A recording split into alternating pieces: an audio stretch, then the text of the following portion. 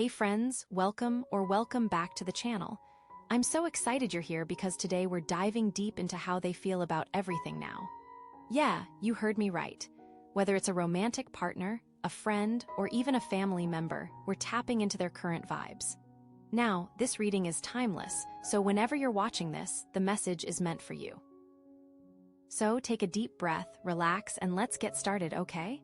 So, for today's reading, we have 4 beautiful crystal piles for you to choose from. Trust your intuition, take a moment, and see which one calls to you. Remember, it's okay if you're drawn to more than one pile. Just go with what feels right. First, we have this gorgeous Lapis Lazuli pyramid, which is all about rebuilding foundations and shifting perspectives. Then, we have this Hematite tower for unveiling truths and clarity amid chaos. Next is this beautiful ruby sphere, which is about balancing emotions and finding inner peace in relationships.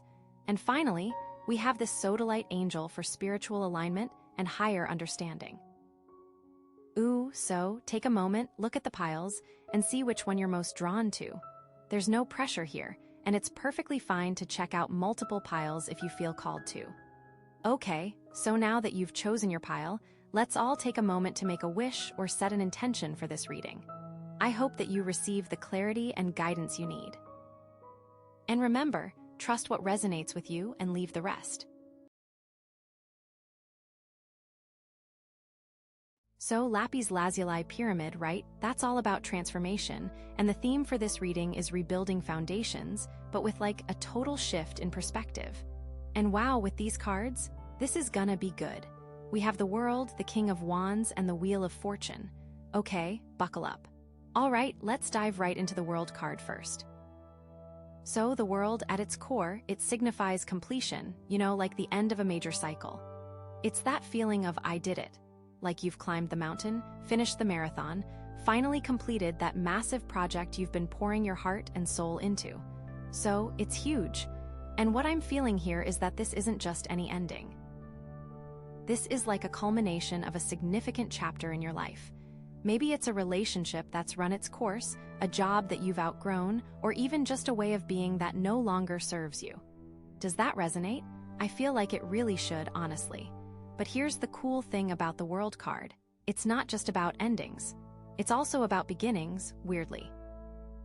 It's like by closing one door, you're opening yourself up to a whole new realm of possibilities. It's that moment when you finally release the old, and you're standing there, ready to embrace something completely new and, honestly, probably way better. So, are you feeling that? Because this card is screaming that. And I feel like for some of you, this ending might have been a long time coming. You might have been holding on to something, even though deep down you knew it was time to let go. Maybe there was fear of the unknown, or maybe you just didn't want to admit that something was over. But the universe, it has a funny way of pushing us in the right direction, doesn't it? And the World card is saying, okay, it's time.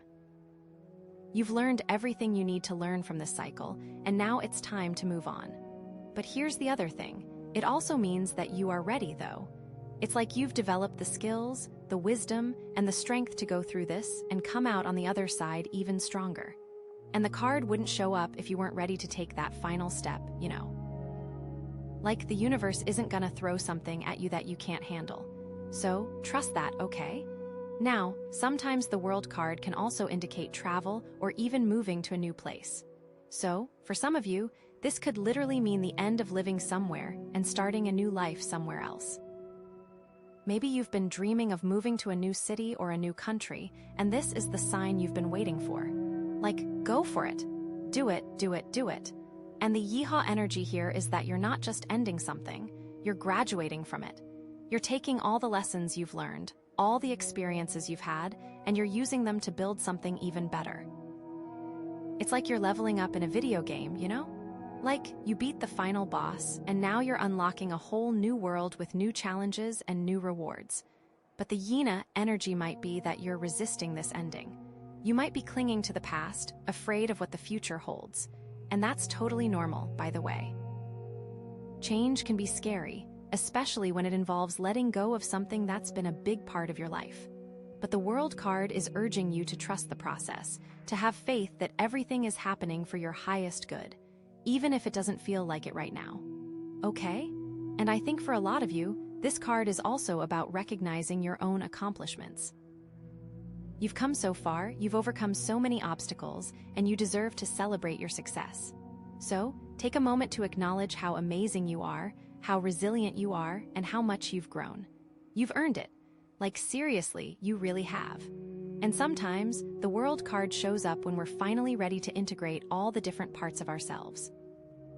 We've been on a journey of self-discovery, and now we're finally coming into our own. We're embracing our strengths, accepting our weaknesses, and becoming more authentic versions of ourselves. And that's huge, you know? That's seriously powerful. So, with the World card, the overall message is clear. It's time to close one chapter and open another. It's time to embrace the new, to trust the process, and to celebrate your accomplishments. And even though endings can be bittersweet, this card is ultimately about joy, fulfillment, and the promise of a brighter future. You with me? I think so. Okay, so that's the World. Now let's move on to the King of Wands. And oh my gosh, this is so good after that ending because this card is like pure fire. So, the King of Wands, he is like the embodiment of leadership, passion, and vision. He's the kind of person who knows what he wants, and he's not afraid to go after it. He's confident, charismatic, and inspiring, and he has a natural ability to motivate others to follow his lead. Does that sound like you? It might be, or it might be who you're about to become. Because this card is all about stepping into your power, owning your authority, and taking charge of your life. And I feel like after that ending with the World card, you're now ready to embrace this King of Wands energy. You've cleared out the old, you've made space for the new, and now you're ready to create something amazing. You're feeling fired up, inspired, and ready to take on the world. You have all this creative energy just bubbling inside of you, just waiting to be unleashed. Can you feel it? And the King of Wands isn't just about being a leader. It's also about being a visionary. He has a clear sense of what he wants to achieve, and he's able to articulate that vision in a way that inspires others. He's not just focused on the short term. He's thinking about the big picture, about the long-term impact he wants to make. So, what's your vision? What do you want to create? This is the time to start thinking big. And this card is also about taking risks and being bold. The King of Wands isn't afraid to step outside of his comfort zone, to try new things, and to push the boundaries of what's possible. He knows that sometimes you have to take a leap of faith in order to achieve your dreams. So, are you ready to take that leap? Are you ready to embrace the unknown? And I think for a lot of you, this card is about starting your own business or taking on a leadership role in your career. You have the skills, the experience, and the passion to make a real difference in the world, and now is the time to put yourself out there. Don't be afraid to be your own boss, to call the shots, and to create something that's truly your own. You got this. But the King of Wands isn't just about external success. It's also about inner strength and confidence.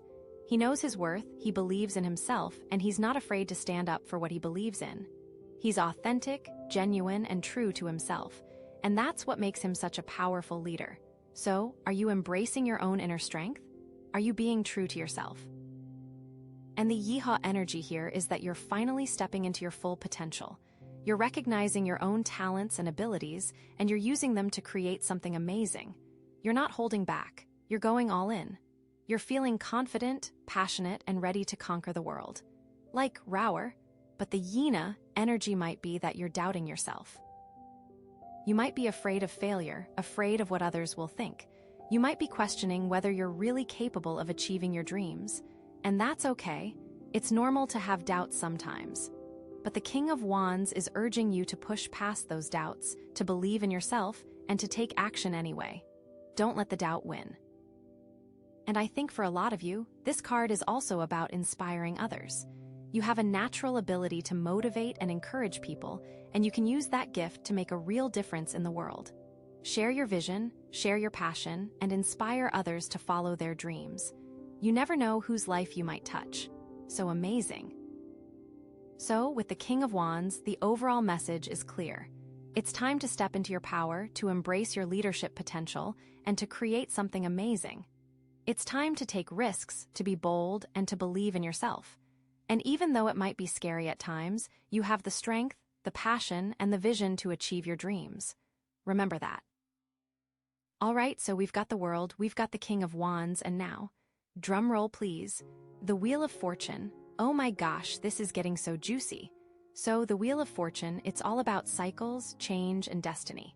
It's that reminder that life is constantly in motion, that things are always changing, and that what goes up must come down, and vice versa. It's that beautiful chaos, you know? It is. And I feel like after that ending with the World card and stepping into your power with the King of Wands, the Wheel of Fortune is saying, okay, get ready for a new chapter, a new adventure, a new cycle of growth and opportunity. And the Wheel of Fortune isn't just about random chance. It's also about karma, cause, and effect, and the choices we make. It's a reminder that our actions have consequences, and that what we put out into the universe will eventually come back to us. So, be mindful of your thoughts, your words, and your actions, because they're shaping your destiny. Whoa. And I think for a lot of you, this card is about recognizing that you're not in control of everything. There are forces at play that are bigger than you, and sometimes you just have to surrender to the flow of life. Trust that the universe has a plan for you, even if you don't always understand it. Surrender and receive. And this card is also about embracing change and being adaptable. The Wheel of Fortune is constantly turning, and that means that things are always shifting and changing. Be open to new experiences, be willing to adjust your plans, and be ready to embrace the unexpected. It's all part of the journey. And I feel like for some of you, this card is bringing good luck and good fortune. You've been working hard, you've been putting in the effort, and now the universe is rewarding you with new opportunities and blessings. So be open to receiving, be grateful for what you have, and be ready to celebrate your success. Woohoo! But the Wheel of Fortune isn't always about positive changes. It can also bring challenges and setbacks. Sometimes the wheel turns downwards, and we experience difficulties, losses, and disappointments. But even in those moments, it's important to remember that this too shall pass. The wheel will eventually turn upwards again, and things will get better. Trust that. And the yeehaw energy here is that you're embracing the adventure of life. You're not afraid of the unknown, you're excited about the possibilities, and you're ready to ride the waves of change. You're trusting that the universe has your back, and you're open to whatever comes your way. Yes. But the Yena energy might be that you're resisting change. You might be clinging to the past, afraid of the future, and trying to control everything. You might be feeling anxious, stressed, and overwhelmed by all the uncertainty. And that's understandable. But the Wheel of Fortune is urging you to let go of control, to trust the process, and to embrace the flow of life. It's going to be okay. And I think for a lot of you, this card is also about recognizing the patterns in your life.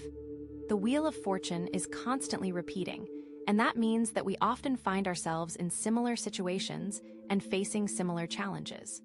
Pay attention to these patterns, learn from your mistakes, and break free from the cycles that are no longer serving you. So, with the Wheel of Fortune, the overall message is clear. It's time to embrace change, to trust the process, and to surrender to the flow of life. It's time to be open to new experiences, to be adaptable, and to be ready for whatever comes your way. And even though there will be ups and downs, the Wheel of Fortune is ultimately about growth, opportunity, and the promise of a brighter future. It's so good, right? Okay, so, oh my gosh, are you ready for this? Because the next card we have is the Four of Cups. Four of Cups. Okay, so, like after all that crazy energy, after the end of a cycle with the world, stepping into your power with the King of Wands, and the Wheel of Fortune just like throwing change at you left and right, we get the Four of Cups. So what does this even mean, right? Like on the surface, the Four of Cups, it's like about apathy, disillusionment, maybe even a little bit of boredom. It's like you're sitting there, and life is offering you all these amazing opportunities, but you're just like, meh. You're not interested, you're not engaged, you're just kind of. Blah, can you relate? But like, here's the thing. After all that intense energy from the other cards, this Four of Cups, it's almost like a necessary pause, you know?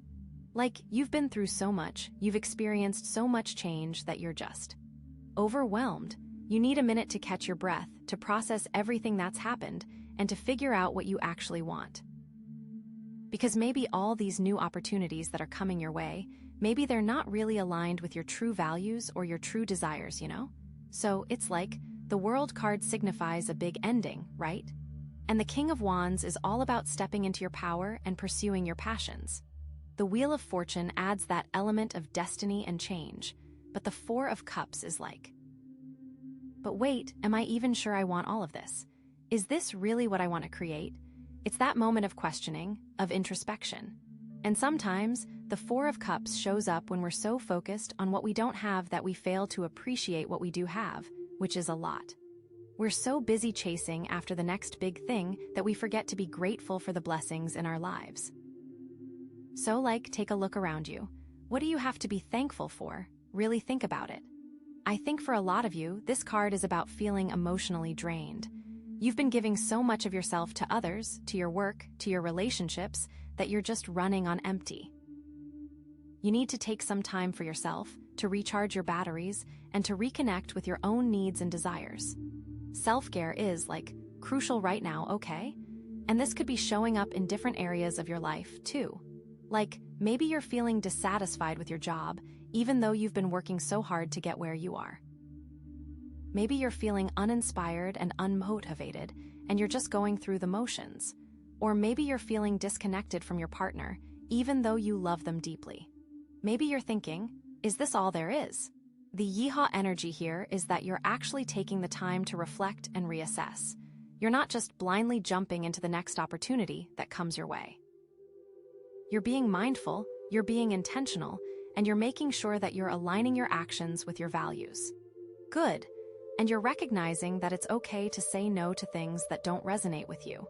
It's okay to prioritize your own well-being. But the Yina energy might be that you're stuck in a state of apathy and disillusionment. You're so focused on the negative that you're missing out on all the good things in your life. You're pushing away opportunities, you're isolating yourself from others, and you're just feeling sorry for yourself, which doesn't help, of course. And, you might be afraid of change, afraid of putting yourself out there, afraid of getting hurt again. But the Four of Cups is urging you to break free from that cycle, to open yourself up to new possibilities, and to trust that things can get better. And I feel like for some of you, this card is also about needing to let go of expectations. You might have had certain ideas about how your life should be, about what you should be achieving, about who you should be with. But those expectations are just holding you back.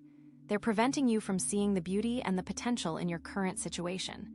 So, release those expectations, surrender to the present moment, and trust that everything is unfolding perfectly, even if it doesn't feel like it right now. Let's ground this a bit. Okay, imagine you've been working towards a promotion for years, right? You finally get it, thanks to the King of Wands energy pushing you forward.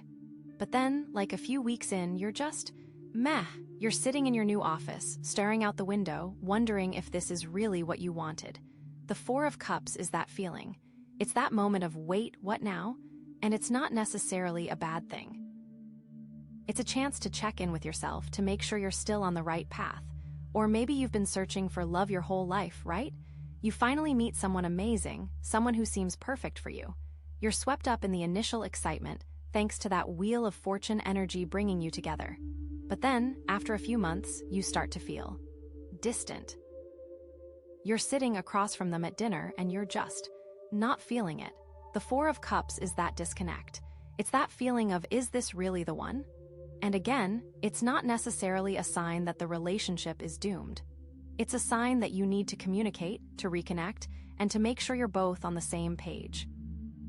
The key with this card is that it's really about introspection, about checking in with yourself. It's about asking yourself the tough questions, about being honest with yourself about what you truly want and need. And it's about being willing to make changes, even if those changes are scary or uncomfortable. Think of it this way. The World card closed a chapter, right? The King of Wands is pushing you to write the next one with passion and purpose. The Wheel of Fortune is turning the page, ready or not, but the Four of Cups is rereading the first few paragraphs to make sure you actually like where the story is going. It's that moment of reflection before you commit to the next chapter. And sometimes, the Four of Cups is a sign that you need to change your perspective. You might be so focused on the problems in your life that you're missing out on all the opportunities. You might be so caught up in your own thoughts and feelings that you're not seeing the bigger picture. So, try to step outside of yourself, to look at your life from a different angle, and to see things in a new light. The Lapis Lazuli pyramid that's guiding us is all about transformative perspective, remember.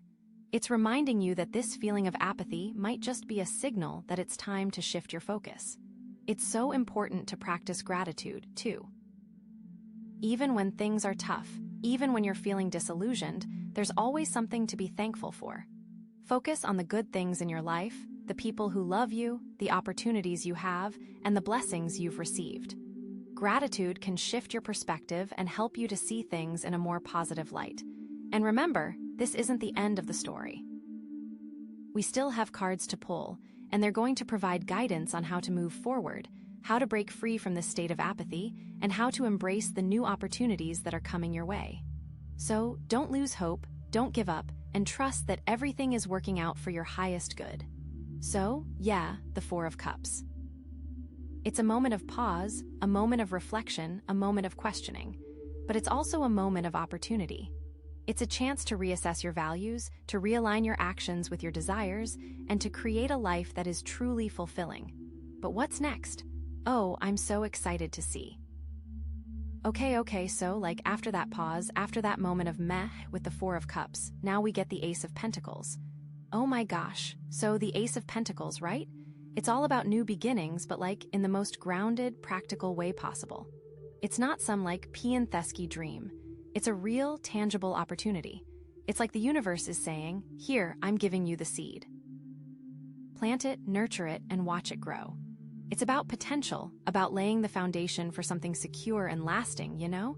It's also about abundance and prosperity. It's like you have the potential to create a really abundant life for yourself, a life that's filled with security, stability, and all the good things that the material world has to offer. So exciting, right? But okay, so here's where it gets interesting, right? Because we just had that Four of Cups. And the Four of Cups is all about feeling apathetic, disillusioned, like nothing is really exciting you. So, what if this Ace of Pentacles is being offered, but you're still in that Four of Cups energy? What if you're just meh, another opportunity, whatever, you know? Maybe you're so caught up in your own thoughts and feelings that you're not even seeing this amazing opportunity that's right in front of you. Or maybe you're seeing it, but you're just not feeling motivated to do anything about it. You're just yeah, a new beginning. I'll get to it later. And that is so the Yina energy, right? It's like you're pushing away this amazing gift from the universe because you're just not in the right headspace. Oh no, imagine this, you've been wanting to start your own business, right? Forever. And then, out of nowhere, someone offers you the perfect space to rent at a ridiculously low price. It's the Ace of Pentacles. It's the universe handing you this incredible opportunity on a silver platter, but you're still stuck in that Four of Cups energy. You're I don't know, starting a business is so much work. I don't have the energy, I don't have the time, what if I fail? And you just let the opportunity pass you by. That would be so sad. So the key here is to, really try to snap out of that apathy, to shake yourself out of that funk, and to open your eyes to the possibilities that are all around you. Because this Ace of Pentacles, it's not just going to magically manifest into something amazing. You have to put in the work, you have to take the action, and you have to be willing to embrace the challenge. But first, you have to actually see it, right? You gotta see it. And think about it, maybe this Ace of Pentacles is showing up because of the Four of Cups. Maybe the universe is okay, you've been feeling down, you've been feeling uninspired. Here's something to get you excited again. Here's something to reignite your passion. Maybe this new opportunity is exactly what you need to break free from that state of apathy and to start moving forward again, you know? It's like the universe is giving you a little nudge, saying, come on, you got this. Don't give up on your dreams. So, even though you might be feeling a little meh right now, try to see this Ace of Pentacles as a sign of hope, a sign that things are about to get better, that you're on the right path.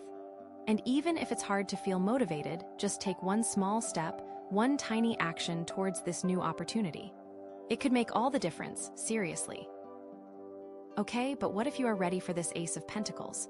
What if you've worked through that Four of Cups energy and you're now feeling like fired up and ready to go? Well, then this card is like pure gold. It's a sign that you're on the verge of something amazing, that you're about to create something really special. And remember that King of Wands energy. That passion, that leadership, that vision? Well, the Ace of Pentacles is the perfect complement to that energy. It's like you have the fire, you have the drive, and now you have the opportunity to turn your dreams into reality. It's like bam, like everything is aligning and you're ready to take on the world. Like, imagine you've been dreaming of launching your own creative business, right? And you've been working hard to develop your skills, to build your network, and to create a solid business plan. You're feeling that King of Wands energy, that passion and excitement. And then the Ace of Pentacles shows up in your reading. It's like, yes, this is it. This is the sign I've been waiting for. And you finally take the leap, you launch your business, and you start attracting clients and making money. Like, the Ace of Pentacles is that feeling of finally seeing your hard work pay off, of finally realizing your potential, of finally creating the life that you've always dreamed of.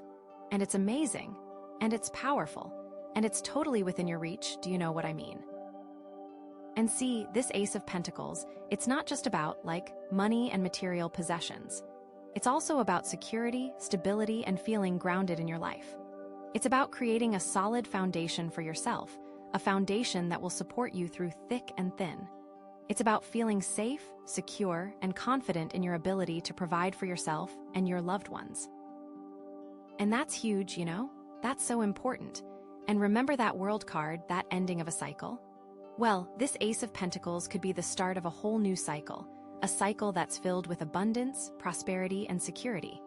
It's like you're closing one chapter and opening another, but this time, you're building on a much stronger foundation, you know. Like maybe you've been stuck in a dead-end job for years, right? And you finally decide to leave, thanks to that World card energy. It's scary, it's uncertain, but you know it's the right thing to do. And then, the Ace of Pentacles shows up, offering you a new job that's not only more fulfilling, but also pays way better. It's like the universe is rewarding you for taking that leap of faith, for trusting in yourself, and for being willing to create a better life for yourself. And that's so awesome. And maybe you've been struggling with financial insecurity for a long time, right? And you're finally ready to take control of your finances, to create a budget, to start saving money, and to invest in your future. The Ace of Pentacles is a sign that you're on the right track, that you have the potential to create a more secure and stable financial future for yourself. It's about taking those first steps, about planting those seeds, and about watching your financial garden grow. But okay, here's the thing, and we can't forget this. The Wheel of Fortune is still in the mix, right?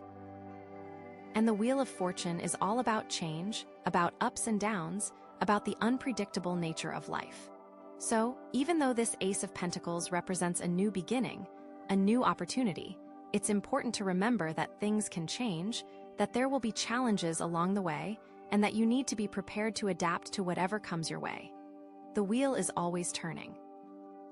So, even if things are going great right now, don't get complacent. Keep working hard, keep staying focused, and keep being open to new possibilities. And remember that Lapis Lazuli pyramid, that symbol of transformation? Well, this Ace of Pentacles could be a catalyst for some really deep and profound transformation in your life. It could be the thing that helps you to shift your perspective, to see things in a new light, and to create a more fulfilling and meaningful life for yourself. It's all connected, isn't it? It's like all these cards are working together to guide you on your journey, to help you to grow, to evolve, and to become the best version of yourself. So this Ace of Pentacles, it's like a seed of potential, waiting to be planted. It's a new opportunity, a new beginning, a chance to create something amazing. But whether you embrace it, whether you're still stuck in that Four of Cups energy, and how the Wheel of Fortune will affect it, well, that's the big question, isn't it? I feel like this ace could be the key to unlocking everything, but oh my gosh, we need to see what the next card is to really know for sure. I can't wait. Okay, so, oh my gosh, are you ready for this? Because, wow, the next card is the Hanged Man. The Hanged Man? So, like, after all that energy, all those opportunities, all those changes, we get the Hanged Man, which is like the ultimate pause, right? It's not just a little meh, like the Four of Cups. It's a complete suspension, a deliberate hanging back almost. So, what does this even mean after the Ace of Pentacles, right? Like, on the surface, the Hanged Man, it's like about sacrifice, surrender, a shift in perspective, seeing things from a completely different angle, you know? It's like you're hanging upside down and all the blood is rushing to your head, and suddenly you're seeing the world in a totally new way. Has that ever happened to you? It's kind of like that, maybe. But like, here's the thing, after all that intense energy from the other cards, this Hanged Man, it's almost like a necessary surrender, you know? It's like you've been pushing so hard, striving for so much that the universe is saying, okay, time out. Time to let go, time to surrender, time to just be. Because maybe all those opportunities that are coming your way, maybe they're not really aligned with your true path, you know? Maybe you need to take a step back, to reevaluate your priorities, and to figure out what's really important to you. It's like the World card signifies a big ending, right? And the King of Wands is all about stepping into your power and pursuing your passions. The Wheel of Fortune adds that element of destiny and change. The Four of Cups is that moment of questioning, and the Ace of Pentacles is that new opportunity. But the Hanged Man is like, but wait, what if I need to sacrifice something to get what I really want? What if I need to surrender to something bigger than myself? It's that moment of ultimate introspection. And sometimes, the Hanged Man shows up when we're so caught up in our own plans and expectations that we fail to see the bigger picture. We're so busy trying to control everything that we forget to trust the universe and to let things unfold as they're meant to. So, like, take a deep breath, relax, and surrender to the present moment. What is the universe trying to show you? I think for a lot of you, this card is about needing to release control. You've been gripping so tightly to your plans, to your ideas, to your expectations, that you're suffocating yourself. You need to let go, to trust that everything is happening for your highest good, and to allow the universe to guide you. Letting go is crucial right now, okay? And this could be showing up in different areas of your life, too. Like, maybe you're feeling stuck in your career, even though you've been working so hard to get where you are. Maybe you need to sacrifice something, like a higher salary or a prestigious title, in order to pursue a more fulfilling path. Or maybe you're feeling disconnected from your partner, even though you love them deeply. Maybe you need to surrender your ego, your need to be right, in order to create a more loving and harmonious relationship. Maybe you're thinking, what am I willing to give up for this? The yeehaw energy here is that you're actually willing to make sacrifices for what you truly believe in. You're not afraid to let go of things that are no longer serving you, even if it's painful or difficult. You're trusting that the universe will provide for you, and you're open to new possibilities. Good. And you're recognizing that it's okay to prioritize your own spiritual growth, even if it means putting your material desires on hold. It's okay to surrender to the unknown, even if it's scary. But the Yina energy might be that you're resisting the need to sacrifice or surrender.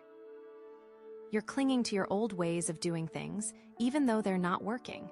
You're afraid of letting go of control, afraid of what will happen if you surrender. You might be feeling anxious, stressed, and overwhelmed by all the uncertainty.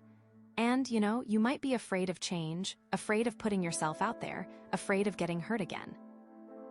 But the Hanged Man is urging you to break free from that cycle, to trust that the universe has your back, and to surrender to the flow of life.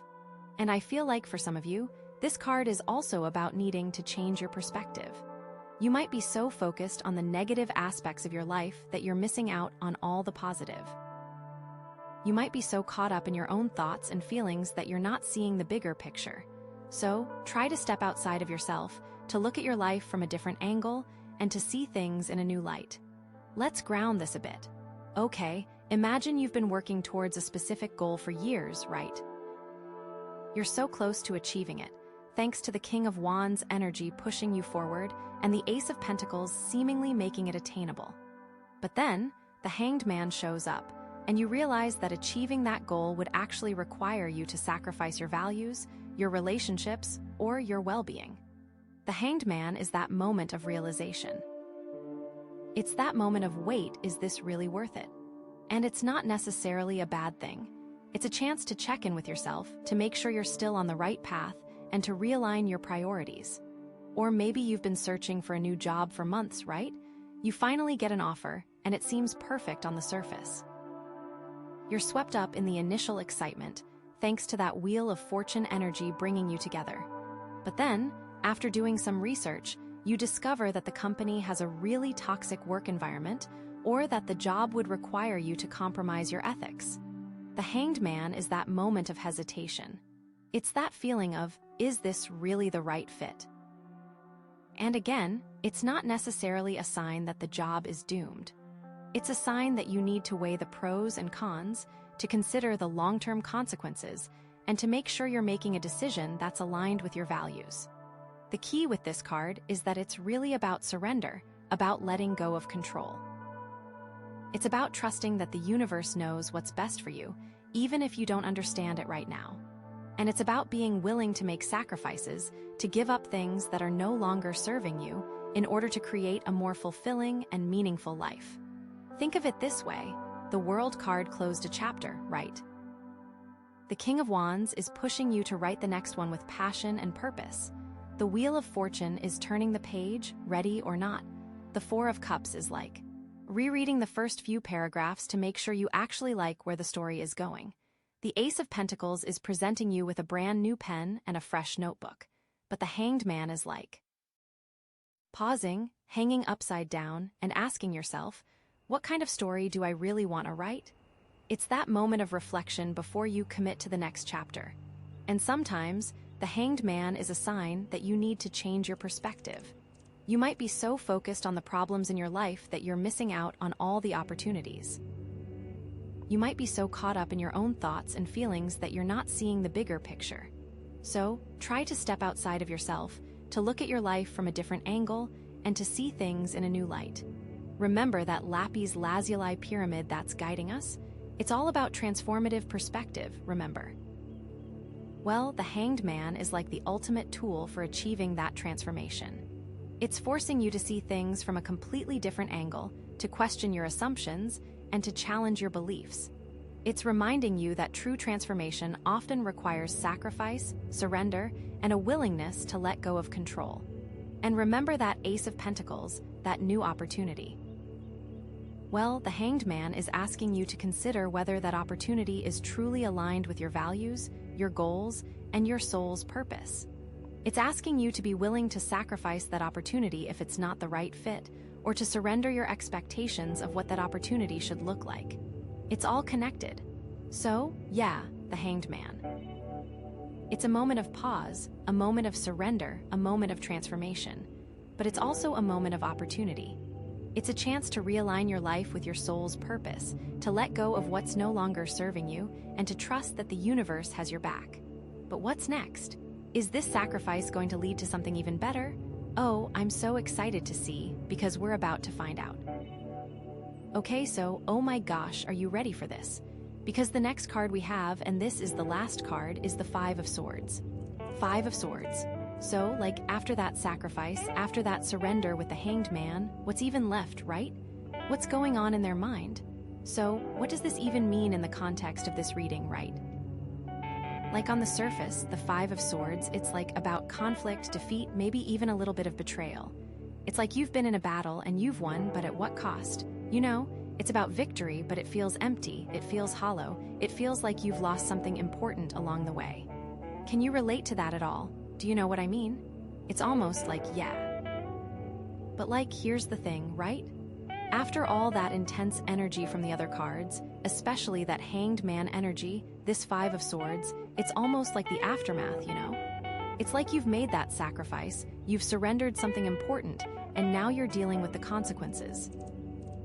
It's like you're standing on the battlefield, looking around at all the destruction, and wondering if it was all worth it. And I feel like for some of you, it was worth it, like, absolutely. This card is showing up to say that was the right decision. But for others, maybe it wasn't, maybe the win wasn't worth it. It is what it is, you know. Because maybe that sacrifice that you made, maybe it was necessary, maybe it was the only way to move forward, but that doesn't mean it doesn't hurt. It's like, the World card signifies a big ending, right? And the King of Wands is all about stepping into your power and pursuing your passions. The Wheel of Fortune adds that element of destiny and change, and the Four of Cups is that moment of questioning. The Ace of Pentacles is that new opportunity, and the Hanged Man is that sacrifice. But the Five of Swords is like, what happens after the sacrifice? How do you deal with the fallout? How do you pick up the pieces and move on? So, it's that moment of reckoning. And sometimes, the Five of Swords shows up when we've been in conflict with others, and we've emerged victorious, but we've damaged relationships in the process. We've said things we regret, we've hurt people we care about, and now we're left with the guilt and the shame, you know? So, like, take a look at your relationships. Have you been in conflict with anyone lately? Have you said or done anything that you regret? It's something to really think about, yeah? I think for a lot of you, this card is about feeling isolated and alone. You've made a difficult decision, you've sacrificed something important, and now you feel like nobody understands you. You feel like you're the only one who sees things the way you do, and you're feeling misunderstood and alienated. Loneliness is so hard, yeah? It's showing up in different areas of your life, too. Like, maybe you're feeling disconnected from your friends, even though you've been trying to stay in touch. Maybe you're feeling like you don't fit in, like you're an outsider looking in. Or maybe you're feeling like your family doesn't understand your choices, and you're feeling judged and criticized. Maybe you're thinking, is anyone ever going to get me? The Yeehaw energy here is that you're actually taking responsibility for your actions.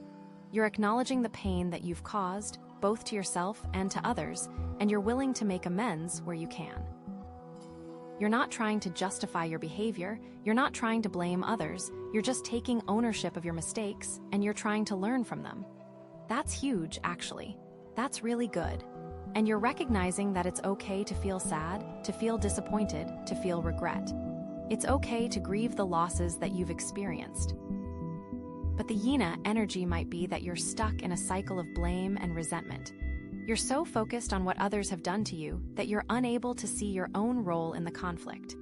You're refusing to take responsibility for your actions, and you're holding onto anger and bitterness, so unhealthy. You might be feeling victimized, powerless, and hopeless. And you might be afraid of forgiveness, afraid of letting go of the past, afraid of moving on. But the Five of Swords is urging you to break free from that cycle, to forgive yourself and others, and to release the negativity that's holding you back. I feel like for some of you, this card is also about needing to reevaluate your values. You might have been so focused on winning, on achieving your goals, that you've lost sight of what's truly important to you. You might have compromised your ethics, your integrity, or your relationships in order to get ahead. So, it's time to take a step back and ask yourself, what really matters to me? What am I willing to sacrifice for? What kind of person do I want to be? Let's ground this a bit here. Okay, imagine you've been competing with a coworker for a promotion, right? You're both vying for the same position, and you're both working really hard to impress your boss. Thanks to the King of Wands energy pushing you forward, and the Ace of Pentacles seemingly making the achievement within reach. You finally get the promotion, but you find out that you got it by sabotaging your coworker, by spreading rumors about them, or by taking credit for their work. The Five of Swords is that feeling of emptiness, even though you won. It's that feeling of guilt and shame, knowing that you achieved your goal at the expense of someone else, especially if that person was a friend. It's not good, yeah. And it's not necessarily a bad thing, It's a chance to check in with yourself, to realign your values, and to make sure you're not sacrificing your integrity for the sake of success. Or maybe you've been fighting with your partner about money, right? You're both stressed about finances, and you're both blaming each other for the situation. Because the Wheel of Fortune brought unexpected changes, and maybe you were just not prepared. You finally win the argument, but you realize that you've hurt your partner's feelings, you've damaged their trust, and you've created a wedge between you. The Five of Swords is that feeling of distance, even though you're right. It's that feeling of sadness and regret, knowing that you won the battle but lost the war or damaged the relationship badly. The point is, winning isn't everything, It's a sign that you need to communicate, to compromise, and to find a way to resolve your conflicts in a more respectful and loving way. The key with this card is that it's really about integrity, It's about being honest with yourself and with others, and about making sure your actions are aligned with your values. It's about trusting that the universe has a plan for you, and about being willing to surrender your own desires in order to align with that plan. Think of it this way: the World card closed a chapter, right? The King of Wands is pushing you to write the next one with passion and purpose. The Wheel of Fortune is turning the page, ready or not. The Four of Cups is like rereading the first few paragraphs to make sure you actually like where the story is going. The Ace of Pentacles is presenting you with a brand new pen and a fresh notebook, which is great.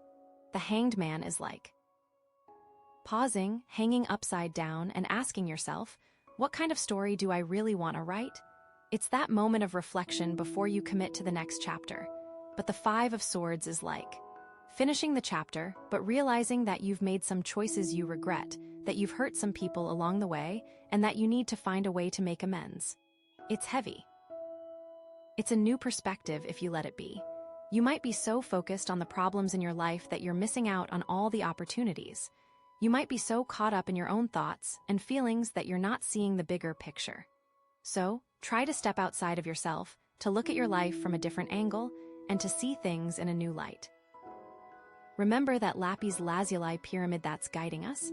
It's all about transformative perspective, remember?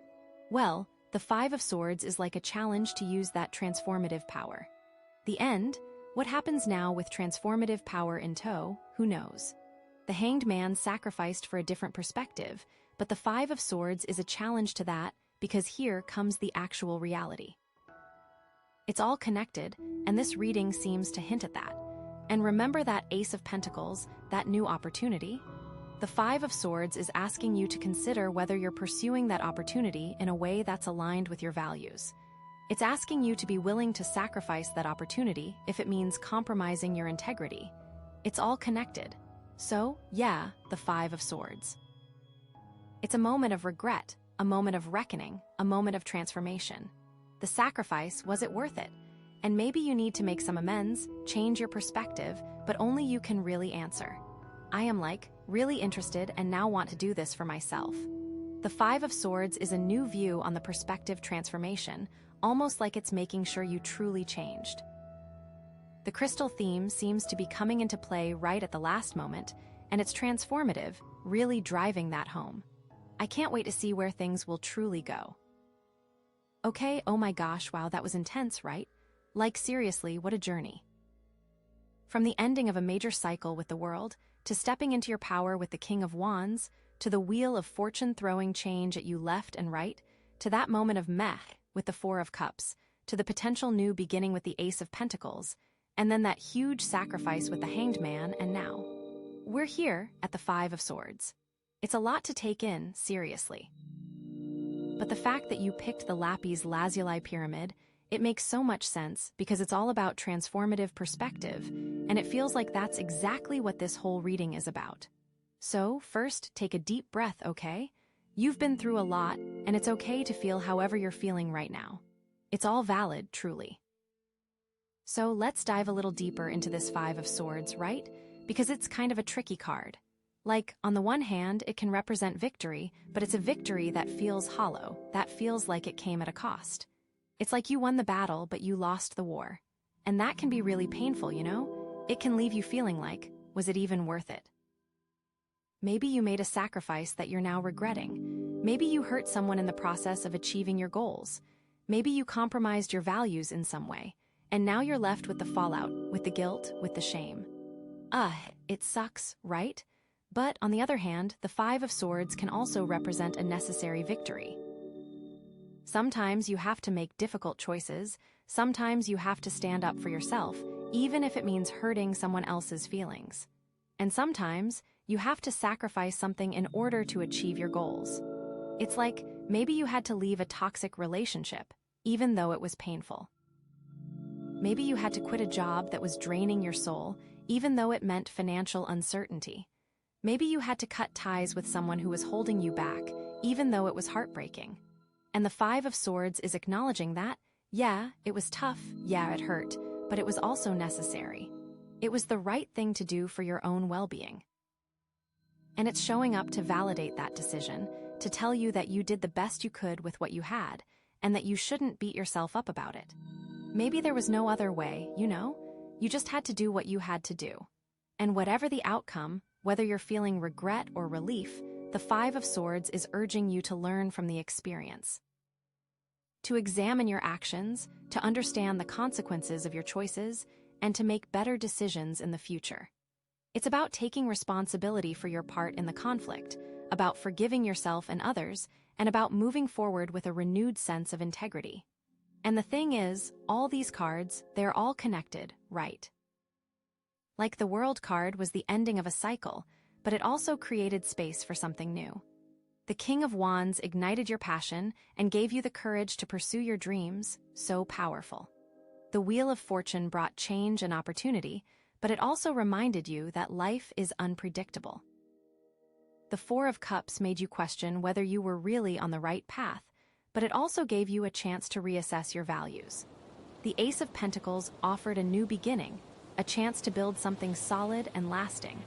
And the Hanged Man forced you to sacrifice something, to surrender to something bigger than yourself.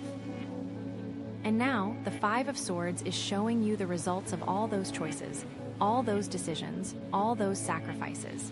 It's like everything you've done has led you to this moment, to this place, to this feeling. And it's up to you to decide what to do next.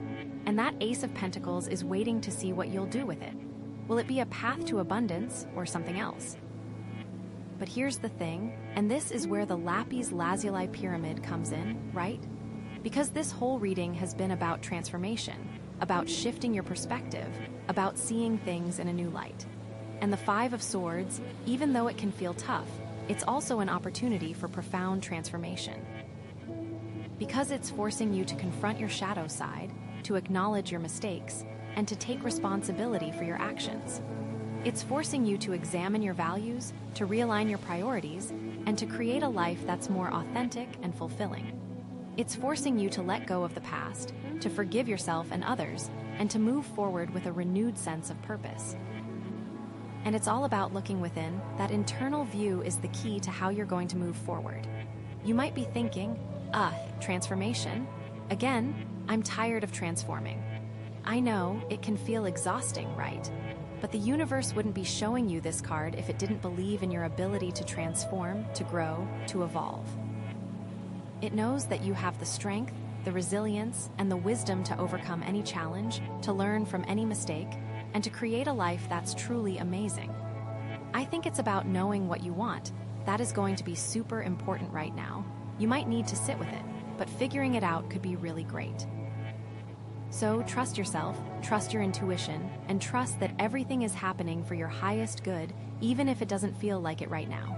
And don't beat yourself up. Okay, so what can you actually do with this? What are some practical steps you can take to move forward? Well, first, take some time for self-reflection. Seriously, carve out some time, even just 15 minutes a day, to sit quietly and think about your experiences.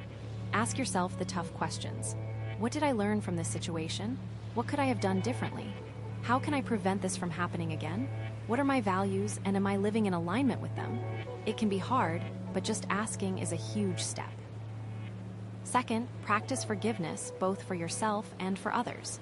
Forgive yourself for your mistakes, for your imperfections, for your moments of weakness. And forgive others for their mistakes, for their imperfections, for the ways they've hurt you. Forgiveness doesn't mean condoning their behavior. It just means releasing the anger and resentment that's holding you back. Third, make amends where you can. If you've hurt someone, apologize sincerely, but truly sincerely. Acknowledge their pain, take responsibility for your actions, and offer to make things right if possible. And if you can't make amends directly, find a way to make amends indirectly, by doing something kind for someone else, by volunteering your time, or by donating to a cause you believe in. Fourth, reevaluate your goals and priorities. Are you still pursuing the same goals you were pursuing before? Are they still aligned with your values? Are they still bringing you joy and fulfillment? If not, it's okay to change your mind, to shift your focus, to pursue something different. Life is too short to waste your time on things that don't matter. Fifth, create a plan for moving forward. Once you've taken the time to reflect, forgive, make amends, and reevaluate, it's time to create a plan for the future. Set some new goals, identify some new opportunities, and start taking action, even if it's just one small step at a time. The Ace of Pentacles is still there, waiting for you to plant that seed. And remember, you are not alone, okay? You have the strength, the resilience, and the wisdom to overcome any challenge. You have the power to create a life that's truly amazing, a life that's filled with joy, purpose, and fulfillment. So don't give up on yourself, don't lose hope, and don't be afraid to embrace the unknown. The universe has your back, and it's guiding you every step of the way. It really, truly is. Even if it's not always easy, even if it's not always clear, trust that you're on the right path and that everything is working out for your highest good. And whatever you do, remember to be kind to yourself, to be gentle with yourself, and to love yourself unconditionally. You deserve it, seriously. I know it, and you should too. You got this. Woo. Okay, friend, so you pick the Hematite Tower pile, which is all about clarifying things, right? Like cutting through the noise to see what's real. And with our theme being unveiling truths, clarity amidst chaos, it's like, yeah, we're getting some serious truth bombs today. Oh my gosh, and these cards, they're not holding back. Okay, first up we have the Fool. Oh my god, this card. It's like pure, unadulterated potential, right? Like standing at the edge of a cliff, ready to just jump. But here's the thing about the Fool, okay? It's not about being actually foolish. It's about having that beginner's mind, that willingness to take a chance without knowing exactly where you're going to land. Like, have you ever just decided to go on a road trip with zero plans? That's Fool energy. It's terrifying and exhilarating all at the same time. But the Hematite is here to make sure you aren't making a truly foolish decision. We aren't talking running off to Vegas to get married.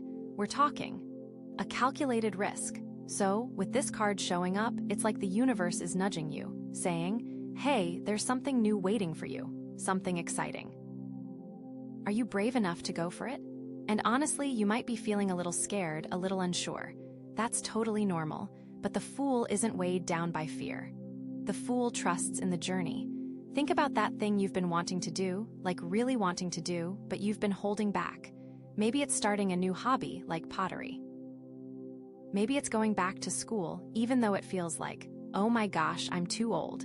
Maybe it's finally telling that one person how you really feel, even though the thought makes your palms sweat. The Fool is saying, screw it, do it anyway.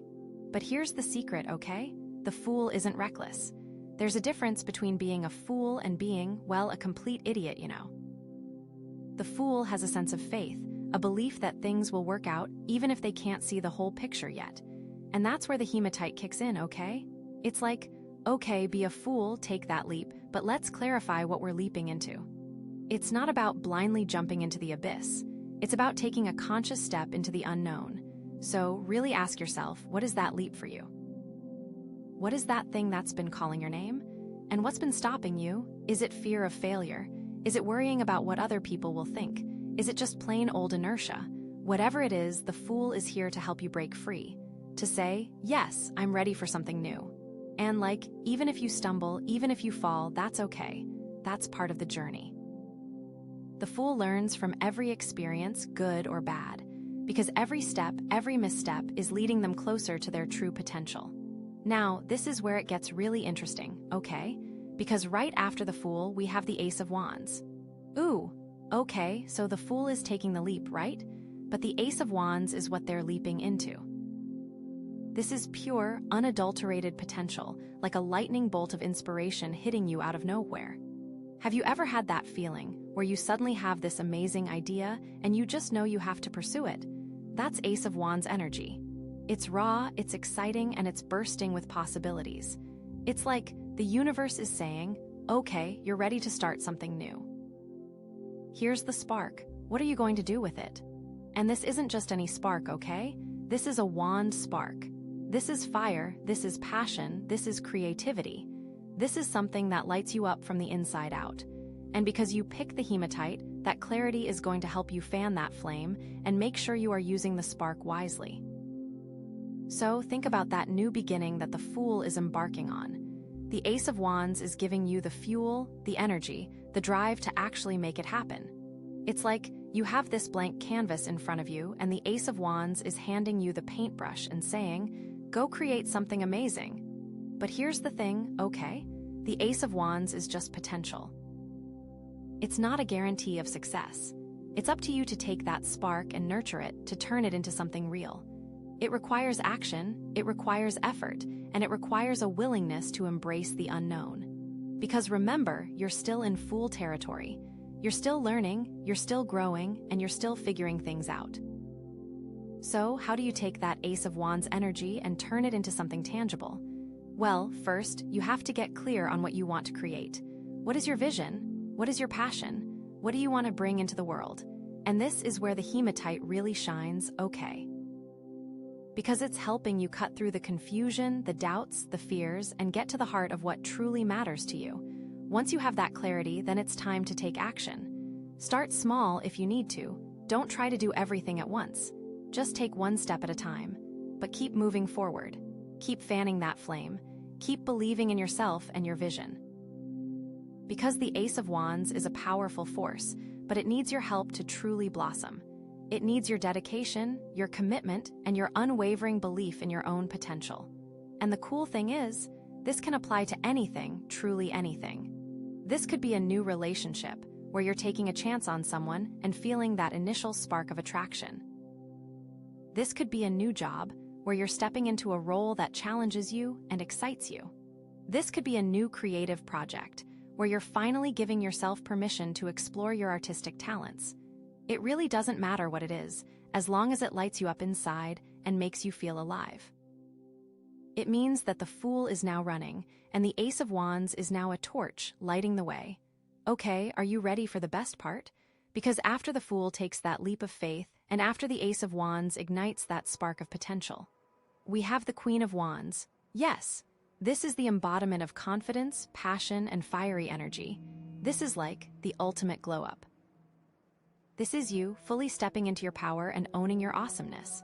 Oh my God, I love this card so much. The Queen of Wands isn't afraid to be herself, okay? She knows what she wants, and she goes for it with unwavering determination. She's charismatic, she's inspiring, and she lights up every room she walks into. And this is what the Fool and the Ace of Wands are leading you towards.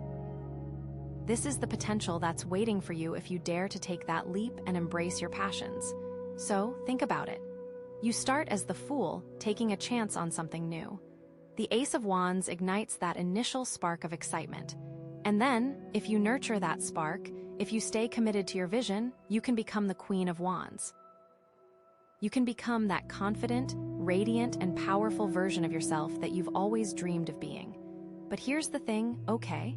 The Queen of Wands isn't just about being confident and successful. She's also about inspiring others. She uses her power to uplift and empower those around her. She's a natural leader, but she leads with compassion and empathy. She understands that true power comes from connection and collaboration. The Hematite here is going to help you be certain in what it is that you are doing, so that your leadership doesn't waver. So, how do you embody the Queen of Wands energy in your own life? Well, first, you have to believe in yourself. You have to know that you are capable of achieving anything you set your mind to. And this is where the Hematite comes in, remember. It's helping you clarify your strengths, your talents, your unique gifts. It's reminding you of all the amazing things you've already accomplished in your life. And, if you're struggling with self-doubt, that's okay. We all have those moments. But don't let those doubts define you. Don't let them hold you back from pursuing your dreams. Instead, focus on your strengths.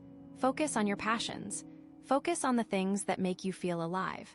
And surround yourself with people who believe in you and support you. People who lift you up and encourage you to be your best self. Because the Queen of Wands knows that she can't do it alone. She needs her tribe, her community, her support system. And again, she uses that tribe to lift others up as well. It's a full cycle. Once you have that strong foundation of self-belief and support, then you can start taking action. Start small if you need to, but be bold, be confident, be authentic, and don't be afraid to shine your light, because the world needs your unique gifts, your unique talents, your unique perspective. And the Queen of Wands knows that it's her responsibility to share those gifts with the world. And really, that's what this whole reading is about, right? It's about taking a leap of faith, embracing your passions, and stepping into your power. It's about becoming the best version of yourself, the most confident, radiant, and inspiring version of yourself. And with the Fool, the Ace of Wands, and the Queen of Wands all showing up together, it's like the universe is giving you a huge thumbs up and saying, "Go for it, you got this." So exciting. Okay. Deep breaths. So after all that amazing, seriously amazing energy we pull. The Ten of Swords, oh my God, okay, don't freak out. It doesn't necessarily mean it's like the end of the world, okay? But it is the end of something. Like a very definite, very dramatic ending. 10 swords in the back? Yeah, that's not subtle, universe. Okay, so let's look at this. We had the Fool taking that leap of faith, right? The Ace of Wands, that spark of inspiration igniting. And then bam, the Queen of Wands owning your power, shining bright. And now this, it's like, what happened? Okay, so first thought, because of the Hematite, okay? Clarity. This isn't necessarily a surprise. You may have seen this coming. Like maybe deep down, you knew that something had to end for you to truly step into that Queen of Wands energy. Maybe this is a situation that's been draining you, holding you back, and the universe is finally like, okay, we're cutting the cord. It's done. And because you are working with that Hematite, it wasn't a blindside. You knew this thing couldn't last. Think about it, okay. Maybe that new beginning you were so excited about with the Fool, maybe it came with a hidden cost. Maybe that Ace of Wands spark led you down a path that wasn't quite right for you. And maybe, just maybe, that Queen of Wands confidence was a little bit of a mask, hiding some deeper pain or unresolved issues. This card, the Ten of Swords, is saying, okay, the charade is over. It's time to face reality. But don't despair, because endings are necessary for new beginnings, right? It's like you can't build a new house on a rotten foundation. You have to tear down the old one first. And yeah, it's gonna be messy. It's gonna be painful. There will be dust and debris everywhere. But eventually, you'll have a clean slate to work with. And isn't that what the Fool was all about? The promise of a clean slate. But you can't get there without this ending. So, what could this ending be? Well, it depends on what that Fool, Ace of Wands, Queen of Wands energy was focused on. Was it a relationship? Maybe this is the final nail in the coffin of a relationship that just wasn't working anymore. Maybe there was betrayal, maybe there was heartbreak, maybe you just grew apart. And it hurts, it really does, but it's also freeing in a way, because now you're no longer stuck in a situation that was making you miserable. You are free to move on, and the Hematite, it made you see that this was a real possibility, and probably that it was inevitable. Was it a job? Maybe you got laid off, maybe you quit, maybe you finally realized that this career path just wasn't fulfilling your soul. And yeah, it's scary to be unemployed, especially in this economy. But it's also an opportunity to reevaluate your priorities and find something that truly aligns with your passions. The Queen of Wands can't shine in the wrong environment, right? You have to set her free. Was it a creative project? Maybe you poured your heart and soul into something, and it just didn't pan out the way you wanted it to. Maybe it flopped, maybe it got rejected, maybe you just lost interest. And it's disappointing, of course, but it doesn't mean you're a failure. It just means that this particular project wasn't meant to be. Learn from the experience, dust yourself off, and move on to the next one. The Ace of Wands will spark again, I promise. No matter what it is, the Ten of Swords is a wake-up call. It's a reminder that sometimes the best thing you can do is let go. Let go of the past, let go of your expectations, let go of anything that's holding you back from your true potential. And the thing is, with the Hematite here, this isn't some random act of cruelty from the universe. This is a necessary step on your journey. This is the universe clearing the way for something even better to come into your life. Something that is more aligned with your soul's purpose. Something that will bring you more joy, more fulfillment, and more abundance. But you have to be willing to let go first. You have to be willing to surrender to the ending. You have to be willing to trust that the universe has your back, even when it doesn't feel like it. Think about it like this, okay? Imagine you're a phoenix, right? And you're burning up in flames. It's painful, it's terrifying, it feels like the end of everything. But it's not. It's just the beginning of a new cycle. Because when the flames die down, you'll rise from the ashes, stronger, wiser, and more beautiful than ever before. That's what the Ten of Swords is about. It's about transformation. It's about rebirth. It's about letting go of the old to make way for the new. And the cool thing is, because we had that Queen of Wands energy before this, you're not going into this ending weak. You're going into this ending with the confidence and the fire of the Queen. You're not a victim here. You're a warrior. You're facing this ending head-on, knowing that you have the strength and resilience to get through it. So, how do you navigate this Ten of Swords energy? Well, first, allow yourself to grieve. It's okay to feel sad, it's okay to feel angry, it's okay to feel lost. Don't try to suppress your emotions. Let them flow through you. Cry if you need to cry, scream if you need to scream, punch a pillow if you need to punch a pillow. Just don't get stuck in those emotions. Don't let them consume you. Acknowledge them, feel them, and then release them. This hematite will help you not get stuck there. Then, practice self-care. Take care of your body, your mind, and your spirit. Eat healthy foods, get enough sleep, exercise regularly, meditate, spend time in nature, do things that bring you joy. Surround yourself with people who love you and support you. Remember, you're not alone in this. You have a tribe of people who care about you and want to help you through this difficult time. Let them be there for you. Let them lift you up. And finally, focus on the future. What do you want to create in your life? What are your dreams? What are your goals? Start small if you need to, but take action. Take steps towards creating the life you want. Because the Ten of Swords isn't the end of the story. It's just the beginning of a new chapter. A chapter that is filled with possibilities, with opportunities, and with the potential for even greater happiness and fulfillment. Remember that Fool energy? That willingness to take a leap of faith? You're gonna need that again. Because after this ending, there will be another beginning. And you get to choose what that beginning looks like. You get to create your own destiny. So, embrace the ending, learn from the past, and look forward to the future. Because the best is yet to come. I really, truly believe that. And with that hematite helping you see clearly, you'll be able to navigate this ending with grace and resilience. Okay, so that's the Ten of Swords. It's heavy, I know. But it's also necessary, and it's definitely not the end of the story. So what's next? What does the universe have in store for you after this ending? Let's see. Okay, so wow. After that Ten of Swords gut punch, like seriously, universe, could you be any more dramatic? We pull. Temperance, okay, temperance. Like seriously, after all that chaos, all that drama, all that ending, we get temperance. It's like the universe is saying, okay, calm down, deep breaths, time for some chill vibes. I mean, talk about a contrast, right?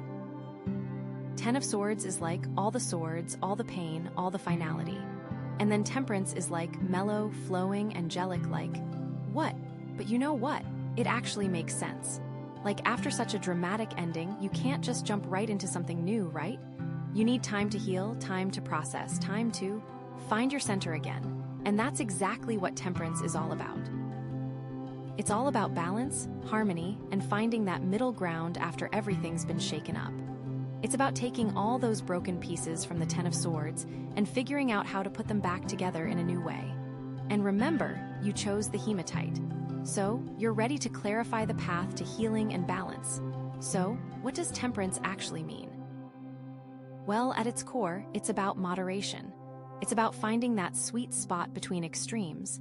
It's about not going too far in one direction or another. Think of it like mixing two liquids together, right? You can't just dump them in and expect them to blend perfectly. You have to carefully pour them bit by bit until they're fully integrated. And that's what you're doing now, okay? You're taking all the different parts of yourself, all the different experiences you've had, and you're carefully blending them together to create something new and whole. It's kind of like alchemy, you know? Turning lead into gold.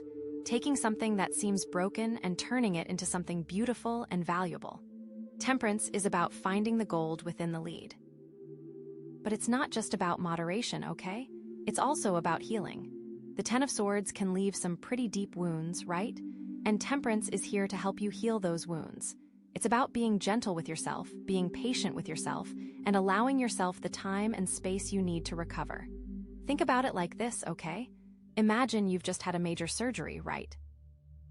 You wouldn't expect yourself to run a marathon the next day, would you? No, You'd need time to rest, time to recover, time to rebuild your strength. And that's exactly what Temperance is asking you to do now. To give yourself the time and space you need to heal, both physically and emotionally. And the clarity of the Hematite will help you to see exactly what needs healing. And you know what else? Temperance is about finding your purpose again. After the Ten of Swords, it's easy to feel lost and confused, right? Like, what's the point? What am I even doing with my life? Temperance is here to help you answer those questions. It's about connecting with your inner self, listening to your intuition, and rediscovering what truly matters to you. It's about finding that spark again, that passion that makes you feel alive. Remember that Ace of Wands? It might feel like that spark has been extinguished, but it hasn't. It's still there, buried beneath the ashes of the Ten of Swords. And Temperance is here to help you fan those flames back to life. It's about gently nurturing that spark, giving it the attention it needs to grow and thrive. Okay, so how does all this connect to those other cards we pulled, right? Because we can't just forget about the Fool, the Ace of Wands, and the Queen of Wands. They're still part of this story, okay? And honestly, I think they can be really helpful in navigating this Temperance energy. Think about it. The Fool is all about new beginnings, right? And even though the Ten of Swords felt like a really harsh ending, it's also creating space for something new to begin. Temperance is about finding the right way to step into that new beginning. It's about taking the lessons you learned from the past and using them to create a better future. It's about not rushing into things blindly, like the Fool sometimes does, but instead, approaching things with intention and balance. And what about the Ace of Wands, that spark of inspiration? Well, Temperance is about channeling that energy in a more focused and sustainable way. It's about not burning out, about not getting carried away by the initial excitement, but instead, about finding a way to keep that fire burning steadily over the long term. The Ace of Wands gave you the initial spark, and Temperance is helping you to control and direct that flame. It's making sure that you use that energy wisely and effectively. Think of it like a dimmer switch, right? You can turn the Ace of Wands up to full blast, but you might end up overloading the system. Temperance is helping you find the perfect level of intensity, the level that allows you to shine brightly without burning out. And then there's the Queen of Wands, right? That confident, powerful energy. Well, Temperance is about grounding that energy, about finding a way to express your power in a more balanced and compassionate way. It's about not being bossy or overbearing, but instead about leading with grace and empathy. The Queen of Wands knows her worth, and she's not afraid to stand up for herself. But Temperance is reminding her to also be mindful of others, to consider their needs and perspectives, and to find solutions that work for everyone. It's about using your power to uplift and inspire others, not to dominate or control them. It's about being a queen who is both strong and kind, both confident and compassionate. Temperance helps you find the balance between all those amazing Queen of Wands traits. So, how do you actually embody this Temperance energy in your daily life? Like, what does it look like in practice? Well, it starts with self-awareness, okay? It's about paying attention to your thoughts, your feelings, and your behaviors. It's about noticing when you're getting out of balance, when you're going too far in one direction or another. Are you working too hard? Are you neglecting your relationships? Are you spending too much time on social media? Are you eating too much junk food? Whatever it is, Temperance is asking you to notice those imbalances and to make conscious choices to correct them. And then it's about setting boundaries, okay? This is a big one. It's about saying no to things that drain your energy or that don't align with your values. It's about protecting your time and your space so that you can focus on what truly matters to you. It's okay to say no, okay? It's okay to prioritize your own needs. In fact, it's essential. Because if you don't take care of yourself, you won't be able to take care of anyone else. Temperance is about finding that balance between giving and receiving, between helping others and helping yourself. And it's also about practicing mindfulness, okay? This is about being present in the moment, about paying attention to what's happening right now, without judgment. It's about noticing the beauty in the everyday, about appreciating the small things, about finding joy in the simple moments. When you're mindful, you're less likely to get caught up in your thoughts and emotions, and you're more likely to make conscious choices that are aligned with your values. Temperance is about living in the present, about savoring each moment, about finding peace and contentment in the here and now. And the hematite you chose helps you stay present. And you know what else? It's about forgiveness. This is huge. Forgiving yourself and forgiving others. Letting go of grudges, letting go of resentments, letting go of the past. Holding on to anger and bitterness only hurts you, okay? It doesn't hurt the other person. It just weighs you down and prevents you from moving forward. Temperance is about releasing that weight, about freeing yourself from the chains of the past, about opening your heart to love and compassion. It's about recognizing that everyone makes mistakes, including you, and that it's okay to forgive and be forgiven. So, yeah, temperance. It might seem boring after all that drama, but it's actually incredibly powerful. It's about healing, it's about balance, it's about finding your center again, and it's about preparing yourself for a brighter future. Because even though the Ten of Swords felt like the end of the world, it wasn't. It was just the end of one chapter. And now, with Temperance, you're ready to start writing the next chapter. A chapter that is filled with hope, with possibilities, and with the potential for even greater happiness and fulfillment. You've cleared the air, and now you can balance all aspects of your life, moving forward with newfound clarity and resilience. And I, for one, am super excited to see what that chapter looks like. I have a feeling it's going to be amazing. And with the hematite by your side, you'll be able to navigate it with grace and confidence. So, what's next, universe? What other wisdom do you have in store for us? Okay, so after all that temperance, like trying to find our center and balance, we get the moon. Oh my God, are you kidding me, universe? It's like we just calmed down and now we're diving into the depths of the subconscious. Seriously, okay. But you know what? It kinda makes sense, right? Because you can't really have true balance without acknowledging the shadows, without looking at the things that are hidden beneath the surface. And that's exactly what the moon is all about. It's like temperance was the yoga class, and now the moon is the, deep dive therapy session, you know? And because you pick the hematite, you have the perfect tool to navigate these murky waters. It's all about finding clarity in the midst of illusion. So, the moon, this card is all about your subconscious, your intuition, your dreams, your fears, your anxieties. It's like everything that's lurking beneath the surface of your conscious mind. Have you been feeling kind of off lately? Like you can't quite put your finger on what's bothering you, but something just feels wrong. That's the moon energy, babe. It's like your intuition is trying to tell you something, but you're not quite picking up the message. Maybe you're having weird dreams, maybe you're feeling more anxious than usual, maybe you're just feeling disconnected from yourself. And because this is a love reading, it's like, how is this showing up in your relationships? The moon is also about illusion, okay? Things aren't always what they seem. There might be hidden agendas, there might be secrets being kept, there might be misunderstandings that are clouding your judgment. You know that saying, everything looks different in the moonlight. That's so true with this card. It's like the shadows can play tricks on your eyes, and you might be seeing things that aren't really there. This person could be showing you one thing, but underneath are they hiding a darkness that is going to impact you. The hematite is gonna help you see through the BS, okay? It's gonna help you cut through the illusions and see what's really going on, but you have to be willing to look. So let's think about this in relation to those other cards we pulled, right? Because it's all connected. We started with the Fool, taking that leap of faith, right?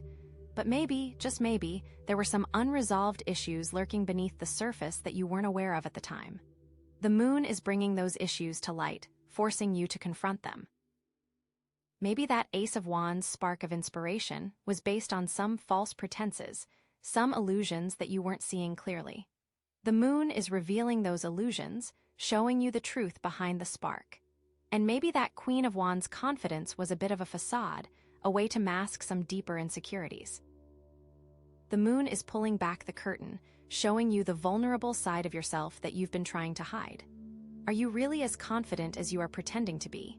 And then we had that Ten of Swords, that painful ending, right? Well, the moon is saying that there might be some unresolved emotions surrounding that ending that you haven't fully processed yet. Maybe you're still holding onto some anger, some resentment, some sadness. The moon is asking you to feel those emotions, to acknowledge them, and to release them. You can't move on until you've dealt with the past. It's like that Ten of Swords cut deep, and now the moon is showing you where those wounds are still festering. And then we had Temperance, trying to find balance and harmony. Well, the moon is showing you that true balance comes from acknowledging both the light and the dark within yourself. You can't just focus on the positive and ignore the negative. You have to embrace all aspects of yourself, even the ones that you don't like. So, how do you navigate this moon energy, right? Because it can be kind of scary, honestly. It's like diving into the unknown, facing your deepest fears. But it's also incredibly powerful because it's an opportunity to heal, to grow, and to connect with your authentic self. First of all, trust your intuition, okay? Your gut feelings, your inner knowing, that's your superpower right now. Pay attention to those little whispers, those subtle nudges, those feelings that you can't quite explain. Your intuition is trying to guide you, trying to protect you, trying to lead you towards the truth. Don't ignore it. And this is where the Hematite is essential, because it's helping you to discern between true intuition and just plain old fear. Are you really getting a warning sign, or are you just letting your anxieties get the best of you? The Hematite is giving you the clarity to tell the difference. Pay attention to your dreams, okay? They're like little messages from your subconscious, trying to tell you something important. Keep a dream journal, write down your dreams as soon as you wake up, and look for patterns and symbols. What are the recurring themes? What are the emotions you're feeling in your dreams? What are the people, places, and things that are showing up? Your dreams can offer valuable insights into your subconscious mind. Practice self-care, okay? This is so important right now.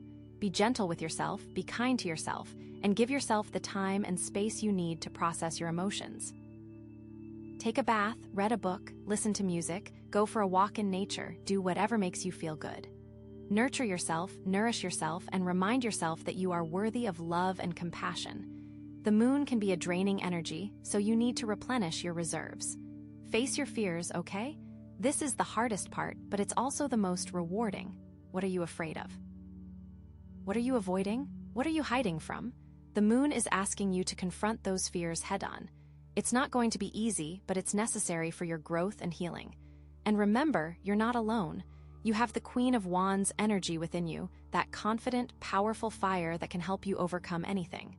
Seek clarity, okay? Ask questions, do research, gather information, and don't be afraid to dig beneath the surface. The moon is all about hidden things, so you need to be a detective, searching for the truth. The Hematite is your magnifying glass, helping you to see the details that you might otherwise miss. Now, how does all this relate to love and relationships, right? Because that's what we're really here for. Well, the moon can indicate that there are some hidden issues in your relationship that need to be addressed. Maybe there's a lack of communication, maybe there's a lack of trust, maybe there's some unresolved conflict. The moon is asking you to bring those issues to light and to work through them together. It can also indicate that you're not seeing your partner clearly, or that they're not seeing you clearly. Maybe you're projecting your own fears and insecurities onto them, or maybe they're doing the same to you.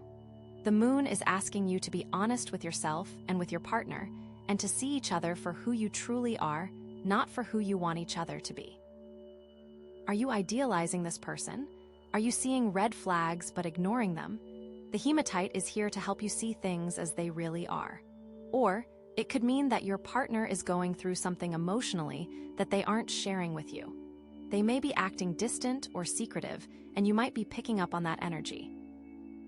The moon is urging you to be patient and understanding, and to create a safe space for your partner to open up and share what's going on. But also, to use your Hematite to be sure that they are trustworthy. So, the moon, it's a deep dive for sure. It's not always easy, but it's always worth it. Because when you confront your shadows, when you heal your wounds, when you connect with your authentic self, you become a more whole, more balanced, and more powerful person.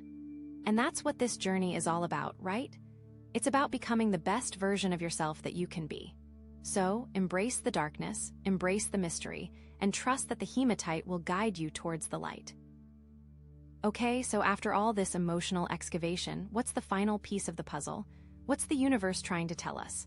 We've gone through the leap, the spark, the power, the ending, the balance, and the shadow. Now what? What's the final message, the integration point, the ultimate clarity? I'm so excited and nervous to see what comes next. Okay.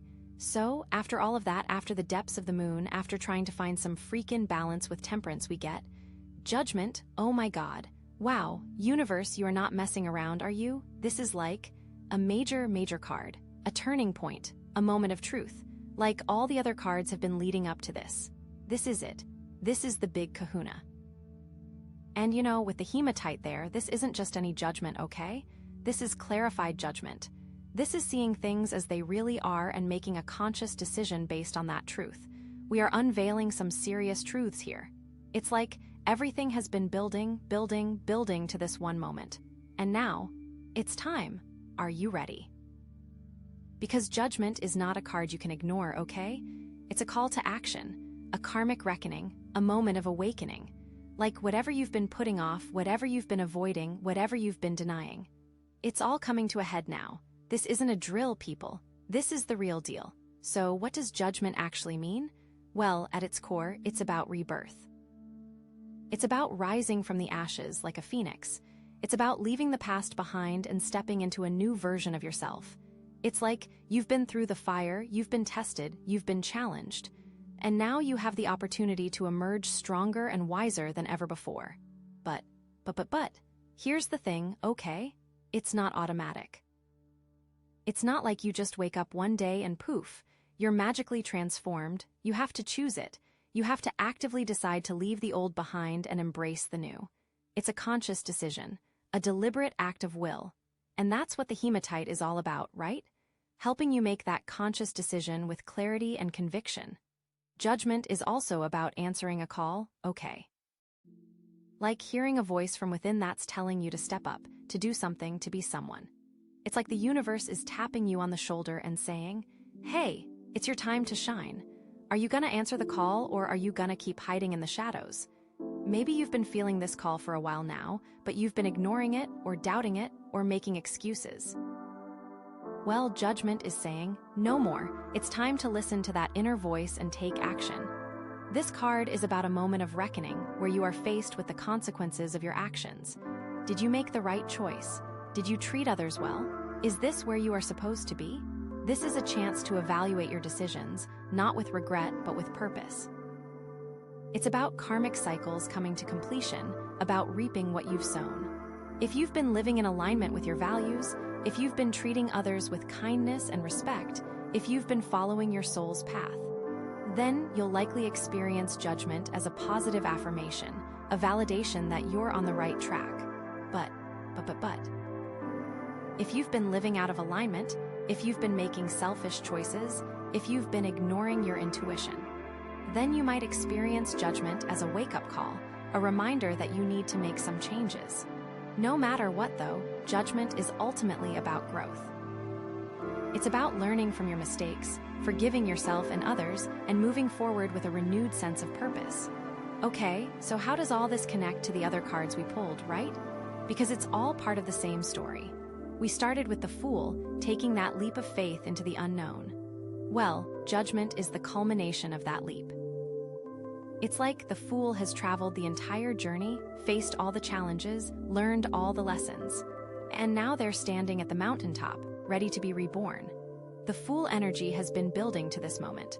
All the choices, all the risks have led to this karmic moment. Did the Fool make good choices? Are they ready to take the next big leap? Did they learn enough along the way? The Ace of Wands, that spark of inspiration, that creative fire. Judgment is about using that fire to create something truly meaningful, something that aligns with your soul's purpose. It's about taking that initial spark and turning it into a blazing inferno of passion and purpose. That Ace of Wands energy has been refined and focused. Are you using your creative power for good? Is that spark still there? Has it grown into something more? Has it changed into something else? How do you feel about the projects you're pouring energy into? Is it time to change course? How have you been using it, and what have you created? The Queen of Wands, that confident, powerful energy. Judgment is about owning that power, about stepping into your full potential, about becoming the best version of yourself. It's about using your gifts and talents to make a positive impact on the world. That Queen of Wands energy has been tested and refined. Are you truly owning your power? Are you using it wisely? Are you inspiring others? How has your confidence changed over the course of this journey? Have you become more grounded, more compassionate, or have you lost your way? Are you truly the confident queen, or are you wearing the costume? Are you ready to embrace the full potential of your inner queen? Are you ready to face the scrutiny that comes with real power? And then we had the Ten of Swords, that painful ending, that moment of utter despair. Judgment is about rising from those ashes, about leaving the past behind, about embracing a new beginning. It's about recognizing that even the most difficult experiences can lead to growth and transformation. Are you ready to leave that pain behind? Have you learned the lessons you needed to learn? Are you ready to forgive yourself and others? How has that ending shaped you? Has it made you stronger, more resilient, or has it left you bitter and jaded? You must learn from the past. Has the Ten of Swords been fully processed and released? Is it time to let go of the suffering and move on? Has clarity been achieved with this pain? Temperance, that search for balance and harmony. Judgment is about integrating all aspects of yourself, both the light and the shadow, into a cohesive whole. It's about finding inner peace and contentment by accepting yourself fully and unconditionally. Have you found that balance? Have you integrated all aspects of yourself? Are you at peace with your past? Are you living in alignment with your values? Or are you still struggling to find your center? How has your definition of balance changed? What does harmony mean to you now? Have you accepted all parts of yourself, even the parts you don't like? And finally, the moon, that dive into the subconscious, that exploration of the hidden realms. Judgment is about bringing those hidden aspects to light, about confronting your fears and anxieties, about embracing your vulnerability. It's about recognizing that true strength comes from acknowledging your weaknesses. Have you faced your shadows? Have you explored your subconscious? What have you learned about yourself? Are you still afraid of the dark? Or have you found the light within the darkness? Have you learned to trust your intuition? Are you able to see through illusions? Did you learn anything about hidden darkness in others? Now what will you do with it? So, yeah, judgment is like the grand finale, the epic conclusion to this whole journey. It's about taking everything you've learned, everything you've experienced, and using it to create a new and improved version of yourself. Okay, but let's bring it back to love and relationships, right? Because that's what we're really interested in. So, in a love reading, judgment can indicate a major turning point in your relationship, a moment of truth, a karmic reckoning.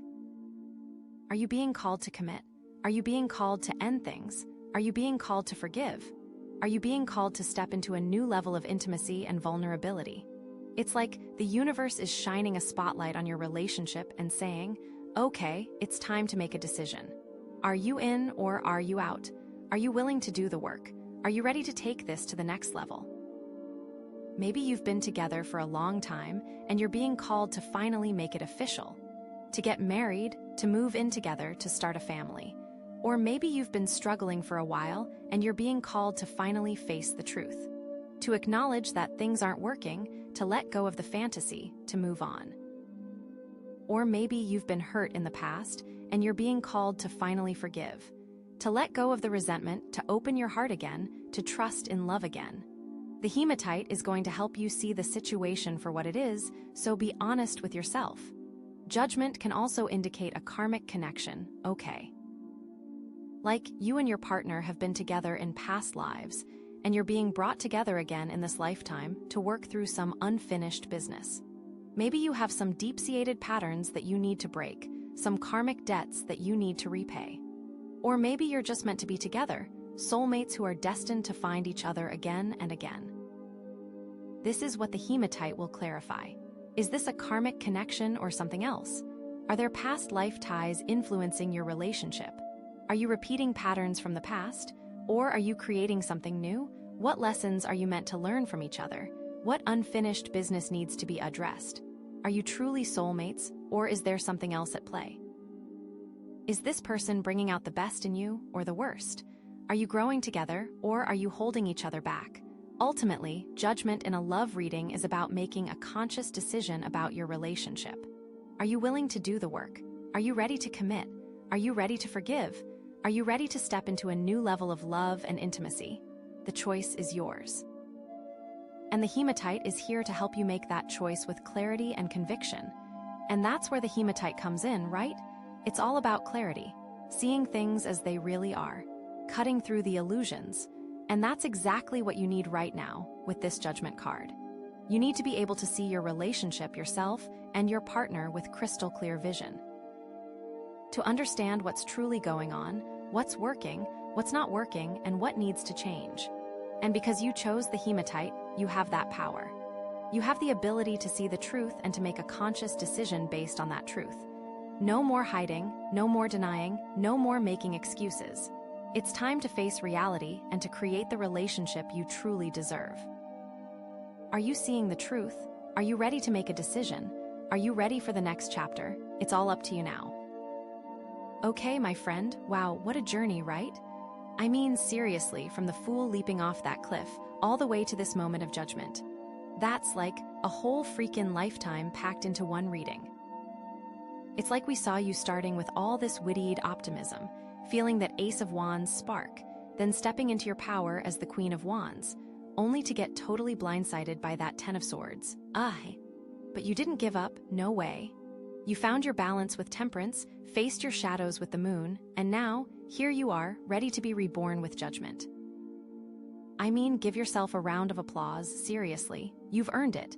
And through it all, you've had that Hematite to help you see clearly, to cut through the confusion, and to stay grounded in the truth. Seriously amazing. But now we get the Empress. Okay, so the Empress. This card is just pure, unadulterated feminine energy, okay. It's about abundance, it's about nurturing, it's about creation, it's about beauty, it's about everything good. Like, if the Queen of Wands is the fiery, passionate woman who gets things done, the Empress is the Earth Mother who creates life and beauty wherever she goes, you know? She's fertile, she's sensual, she's connected to nature, and she's deeply, deeply loving. The Empress is about taking care of yourself and others, creating a comfortable, beautiful environment, and enjoying the simple pleasures of life. Think warm baths, delicious food, beautiful music, loving relationships. All that good stuff. She's about sensuality, about being embodied, about really enjoying being in your skin, you know. Like, she's not afraid to embrace her curves, to wear beautiful clothes, to indulge in the things that make her feel good. The Empress is also about creativity, okay? She's the ultimate creator, whether it's birthing actual bobbies or birthing new ideas, new projects, new works of art. She's always bringing something beautiful into the world. She's about nurturing those creative impulses, giving them the space and the resources they need to grow and flourish. And the Hematite is here to help you manifest it. So, how does this all connect to those other cards we pulled, right? Because it's not like they just disappear, you know? They're all still part of the story. The Fool, that leap of faith. The Empress is what you're leaping into, okay? It's the abundance and beauty that's waiting for you on the other side of that leap. It's like the Fool takes the risk, and the Empress rewards them with all the good things in life. And that Ace of Wands spark. The Empress is how you nurture that spark, how you turn it into a sustainable flame. It's about taking that initial burst of energy and using it to create something that truly nourishes you and others. Like, the Ace of Wands is the seed, and the Empress is the fertile soil that helps it grow. And then the Queen of Wands, the Empress is the next level of that energy, okay? It's about taking that confidence and power and using it to create a life of abundance and beauty. It's like the Queen of Wands is the CEO, and the Empress is the matriarch, you know? Both powerful, but in different ways. The Queen is fiery, the Empress is grounded. And even that yucky Ten of Swords, that painful ending, the Empress is the healing balm that soothes those wounds. It's about recognizing that even in the midst of pain and loss, there's still beauty and abundance to be found. Like the Ten of Swords is the storm, and the Empress is the rainbow that appears after the storm. But what about Temperance? The Empress takes that balance and turns it into something tangible, something real. It's about creating a life that's not just balanced, but also beautiful and fulfilling. Like, Temperance is the recipe, and the Empress is the delicious meal that you create with it. And the moon, with all its shadows and illusions, the Empress is the light that helps you navigate those depths.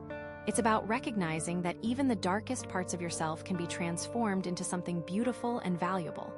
It's like the moon is the night, and the Empress is the sun that rises to greet the day. Finally, Judgment. This card is about stepping into your true calling. You are embracing your potential for the next part of your journey. You are ready to shine. So, how do you actually embody this Empress energy in your own life, right? Because it's not just about sitting around eating bonbons all day, okay? Although that does sound kinda nice. It's about actively creating a life of abundance, beauty, and love. First, self-care.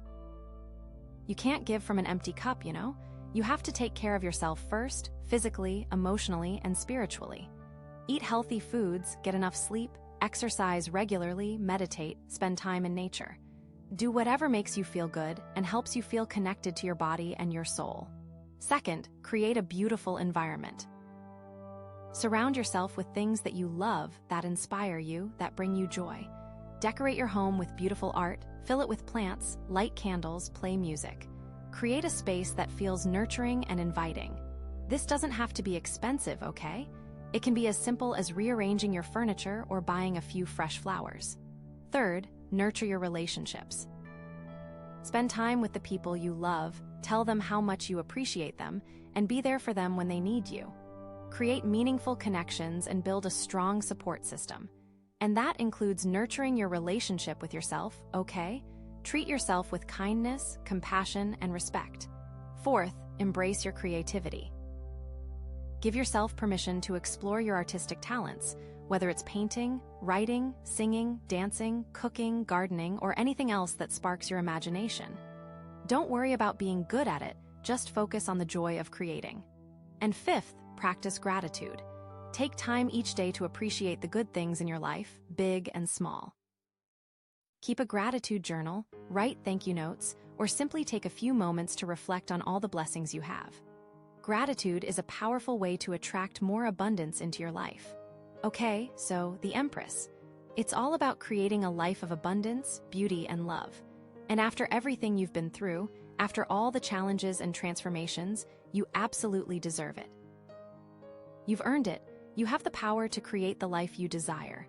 Trust in yourself, trust in the universe, and trust in the Hematite to help you see the way. Remember that theme we started with, clarity amid chaos? Well, you've navigated the chaos, you've found the clarity, and now you're ready to create a life that is truly aligned with your soul's purpose.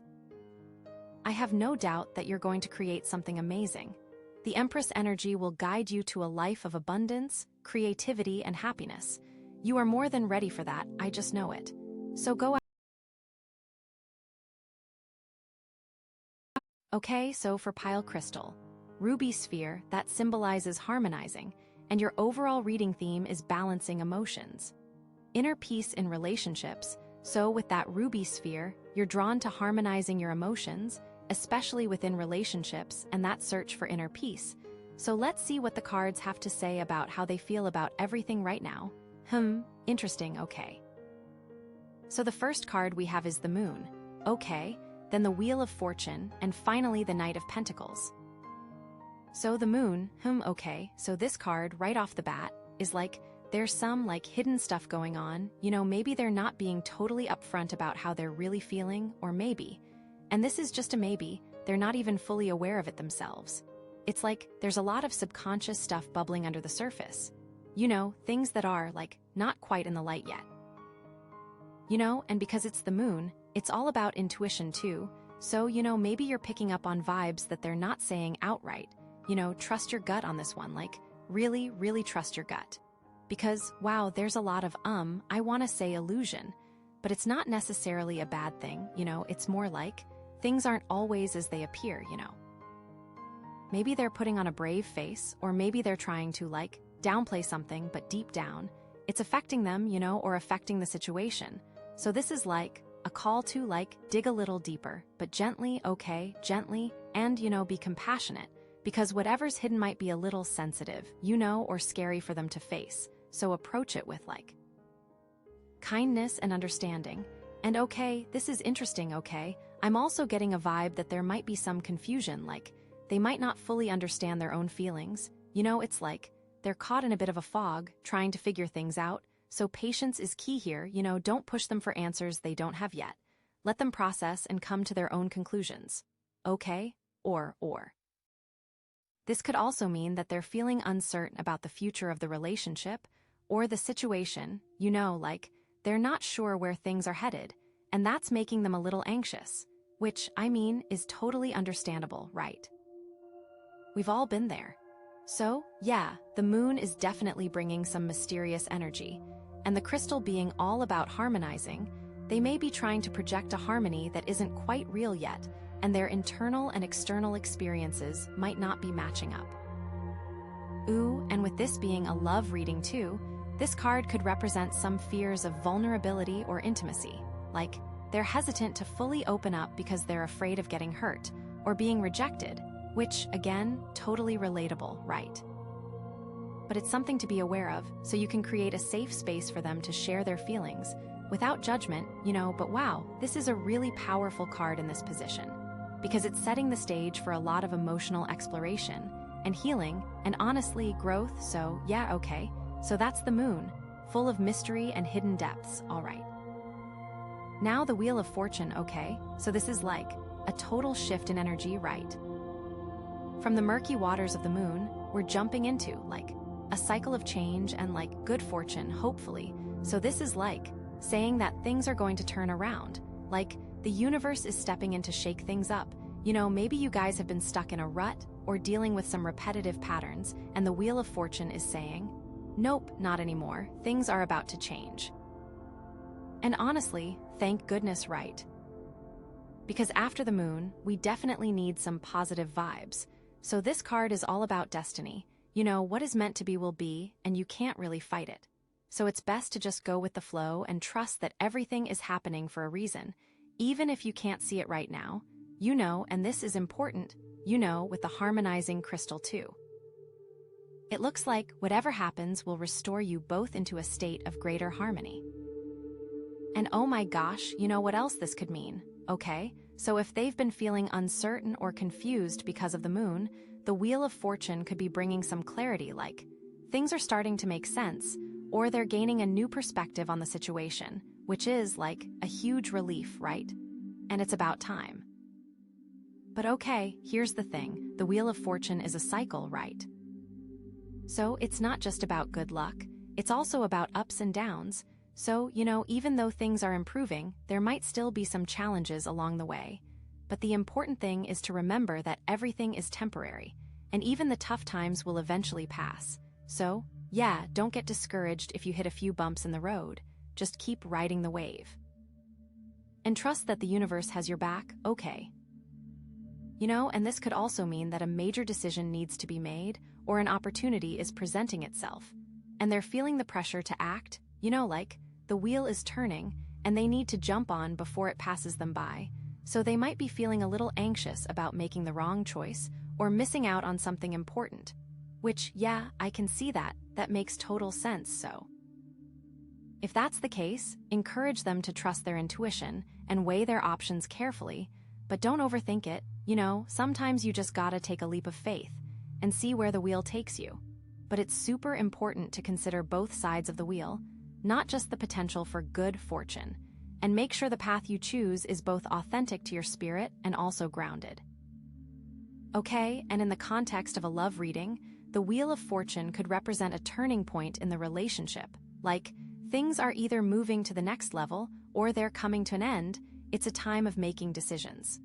Which, I know, that sounds a little scary, right? But it's not necessarily a bad thing. It just means that things are evolving, and you need to be prepared to adapt to whatever changes come your way. So, yeah, okay. So the Wheel of Fortune is bringing some much-needed change and excitement, but also a reminder to stay grounded and flexible. All right, okay. Let's see what the Knight of Pentacles has to say, and okay with that harmonizing crystal. Maybe these shifts are for the best and are divinely timed. Okay, the Knight of Pentacles, so after all that excitement and the Wheel of Fortune, we have the Knight of Pentacles. He's like, hold up, slow down, let's get practical. You know, he is the opposite of impulsive. He is steady, reliable, and all about the long game, so he's saying, okay, things are changing, great, but don't get carried away, let's focus on building a solid foundation. You know so. This knight, I feel like, is a bit of a voice of reason. You know, a grounding force in all of this. And he's saying, slow and steady wins the race, you know. So this could mean that they're feeling the need to be more responsible and practical in their approach to the situation. You know, like, they're realizing that they need to put in the work to achieve their goals. And they can't just rely on luck or chance. So it's like a reality check, you know, like, okay, the wheel is turning, but I still need to, like, pay the bills and show up consistently. And it's important, okay, especially when you're dealing with emotional stuff, to have that grounding energy, because otherwise you just end up floating around, you know, lost in your feelings. So the Knight of Pentacles is like, let's get organized, let's make a plan, and let's take things one step at a time.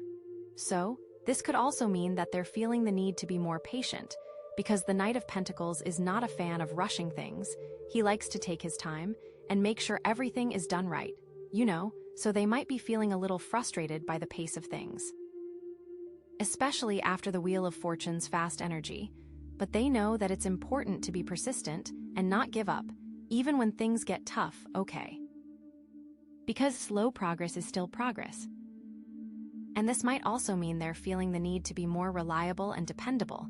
You know, like, they want to show you that they're committed to the relationship or the situation, and they're willing to put in the effort to make it work.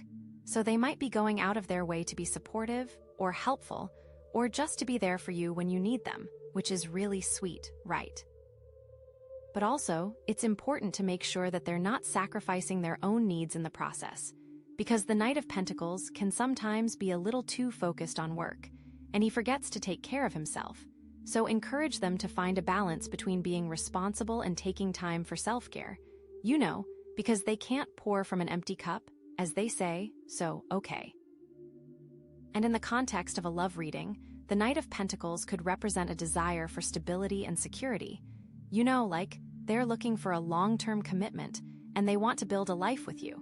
So they might be talking about moving in together, or getting married, or just making plans for the future, which is really exciting, right? But again, it's important to make sure that you're both on the same page, and that you're not rushing into anything before you're ready, because the Knight of Pentacles can be a little stubborn, and he doesn't like to change his mind. So, yeah, okay.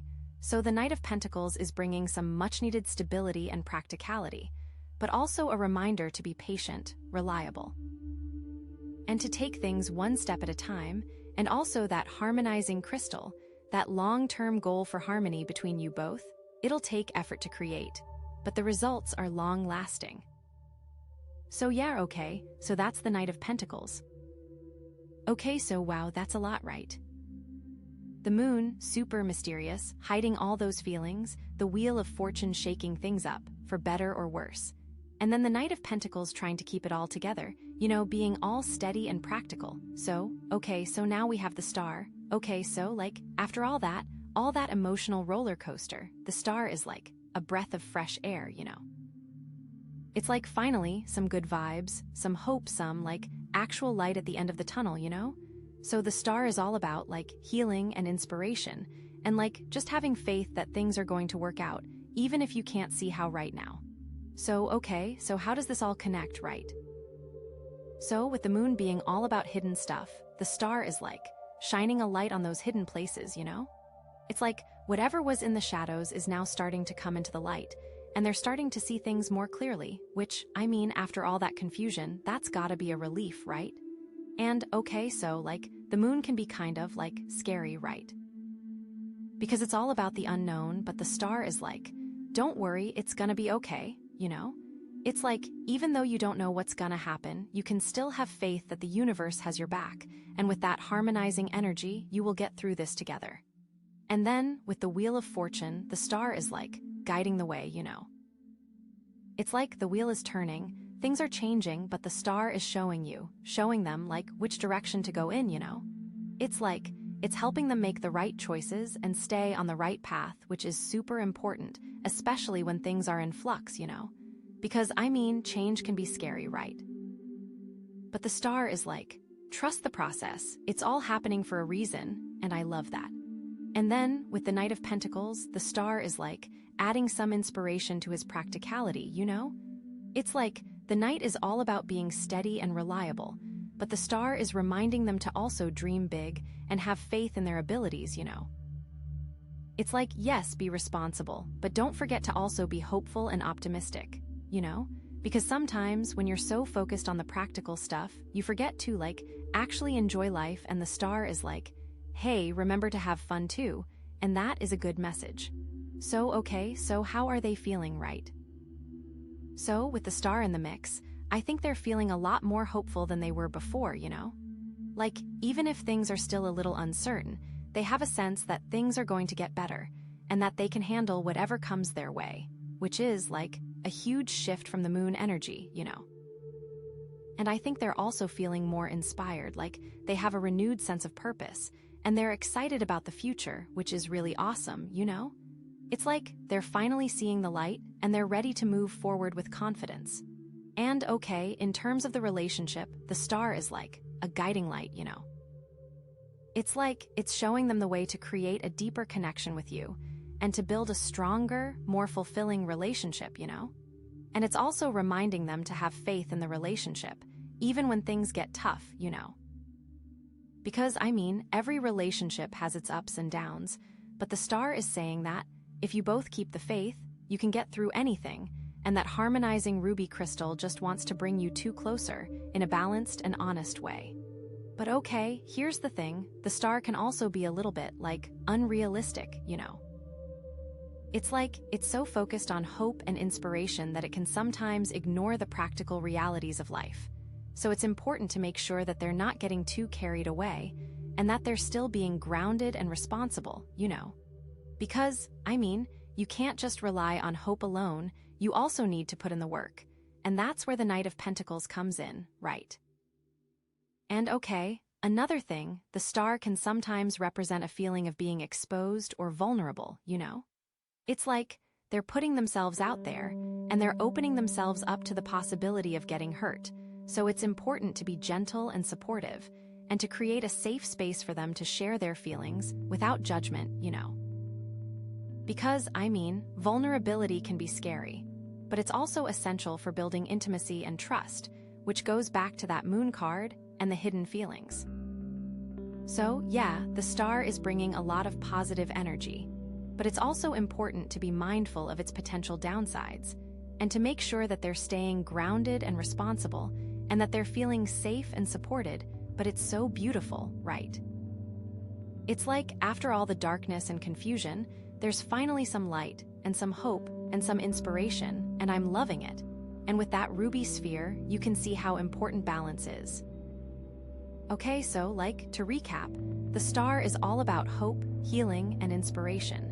It's shining a light on the hidden places, guiding the way through change, adding inspiration to practicality, and reminding them to have faith in themselves and in the relationship.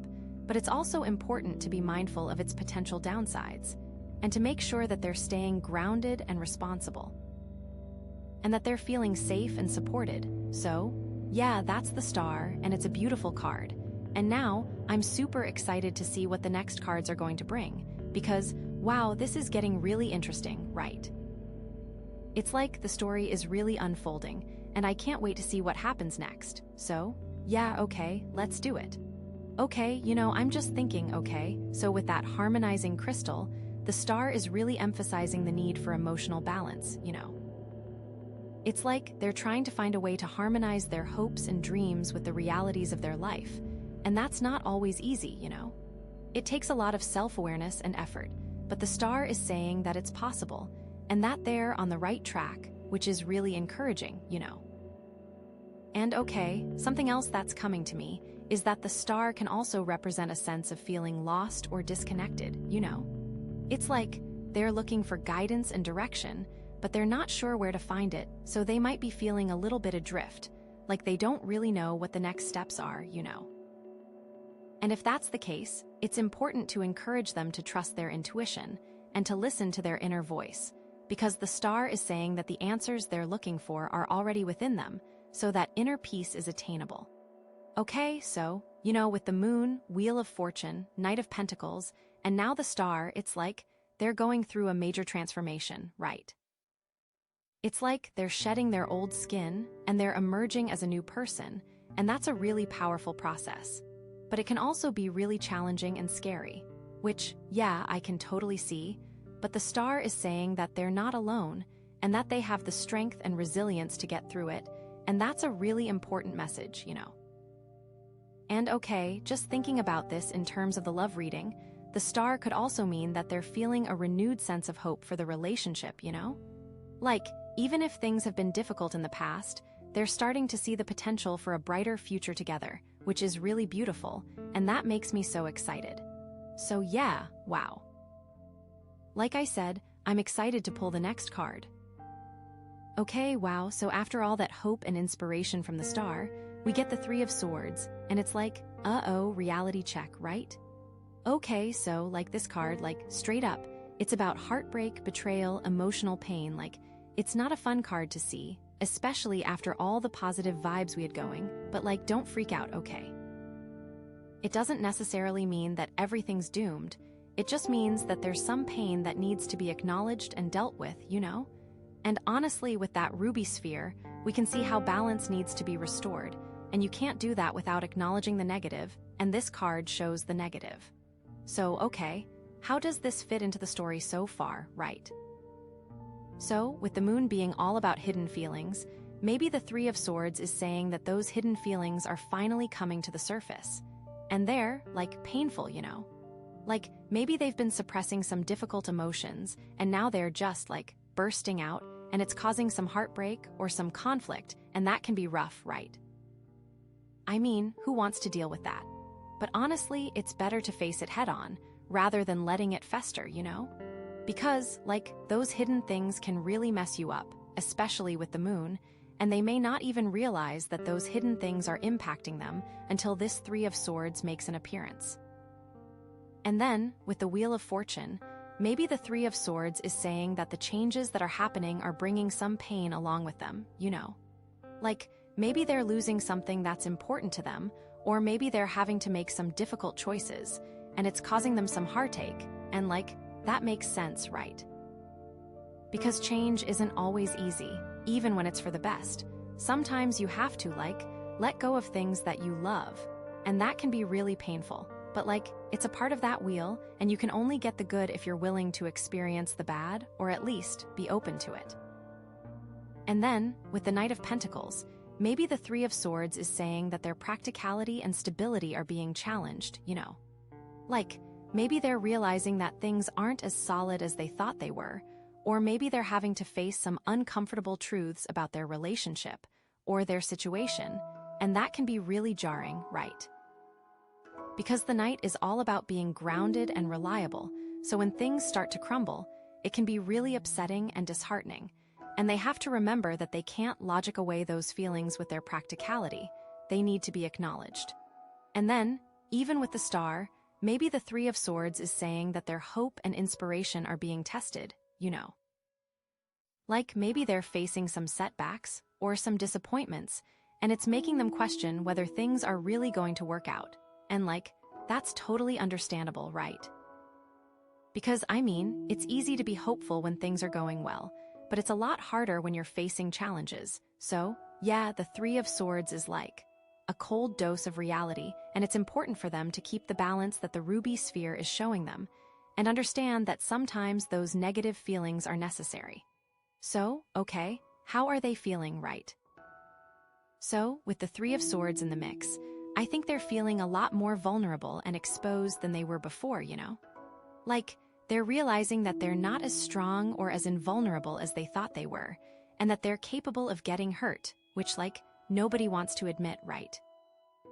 But it's a part of being human, and it's important to acknowledge that vulnerability, and to allow themselves to feel the pain without trying to push it away or ignore it, because the more you try to push it away, the worse it will get, trust me, so let it out.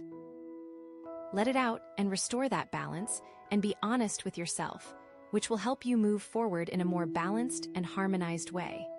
And I think they're also feeling a lot more uncertain about the future, Like the Three of Swords can bring up a lot of doubts and fears, and it can make you question everything. So they might be feeling a little lost and confused, like they don't really know what to do next, or where to turn, and that's okay, you know. It's okay to feel lost sometimes. It just means that you're growing, and that you're learning, and that you're evolving, so don't beat yourself up about it. Just allow yourself to feel the feelings, and to process them, and to figure out what you need to do to move forward. And again, that darn crystal wants you to make sure you're not swinging too far in one direction, that you maintain that balance.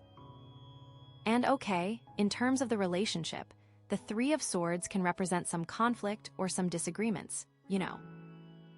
Like maybe you're having some communication issues, or maybe you're not seeing eye to eye on some important things, and that can create some tension and some friction, and it's important to address those issues, rather than letting them build up.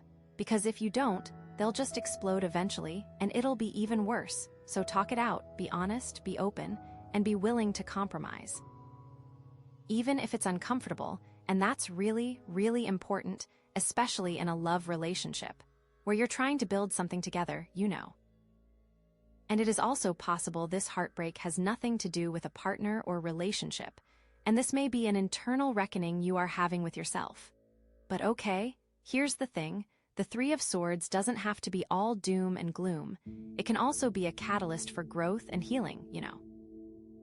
Like, sometimes you need to experience some pain in order to learn and to evolve, and the Three of Swords can help you to see things from a new perspective, and to appreciate what you have, and to make positive changes in your life. So don't let it get you down. Just use it as an opportunity to grow, and to become a better version of yourself, you know. So, I guess that crystal is saying that you can't experience harmony without a little bit of chaos. They almost work in tandem. And, okay, another thing, the Three of Swords can sometimes represent a need to forgive yourself, or to forgive someone else, you know. Like maybe you're holding onto some resentment or some anger, and it's preventing you from moving forward.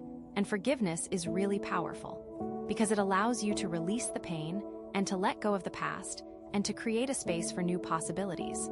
So if you're holding on to something, try to forgive, and try to let it go, even if it's difficult, and you'll feel so much better, trust me. And the beauty of the ruby sphere is that there is balance. Forgiveness isn't forgetting, it is just letting go of resentment. And the balance you can achieve with that is so rewarding. So yeah, the Three of Swords is bringing up some difficult emotions, but it's also bringing an opportunity for growth and healing. And it's important to acknowledge the pain and to allow yourself to feel it, but don't let it consume you. Just use it as a catalyst to become a stronger, more resilient person, and to build a better, more fulfilling life, and to bring back that harmony. That is all that darn crystal wants, okay? Okay, so to recap, the Three of Swords is all about heartbreak, betrayal, and emotional pain. It's bringing up some vulnerability and uncertainty, and it's highlighting some conflict in the relationship, but it's also offering an opportunity for growth, healing, and forgiveness. So it's important to acknowledge the pain and to allow yourself to feel it, but don't let it define you. Just use it as a stepping stone to a brighter future, you know. Okay, so, wow, this is getting really intense, right? It's like the story is really unfolding, and I'm on the edge of my seat. I can't wait to see what the next card is going to bring. Because honestly, I have no idea what to expect, and that's what makes it so exciting, right? So, yeah, okay, let's do it, and let's bring this reading to a harmonized balance. Okay, so, after that Three of Swords, after all that heartache, we've got the Six of Swords, right? And it's okay, we're finally moving on, we're leaving that pain behind, and we're heading towards calmer waters.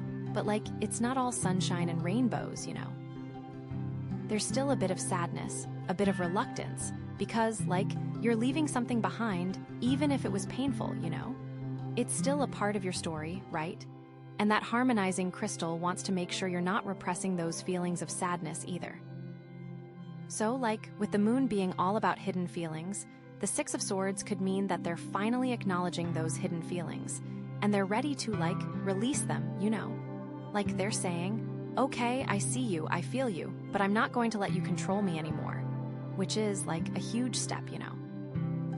Because, those hidden feelings can be so powerful, and they can really hold you back. but the Six of Swords is saying, I'm taking charge of my emotions, and I'm moving forward. And it's important to give yourself permission to feel those feelings of sadness too, as that ruby sphere reminds us, balance is always necessary. And that moving forward shows great commitment to balance.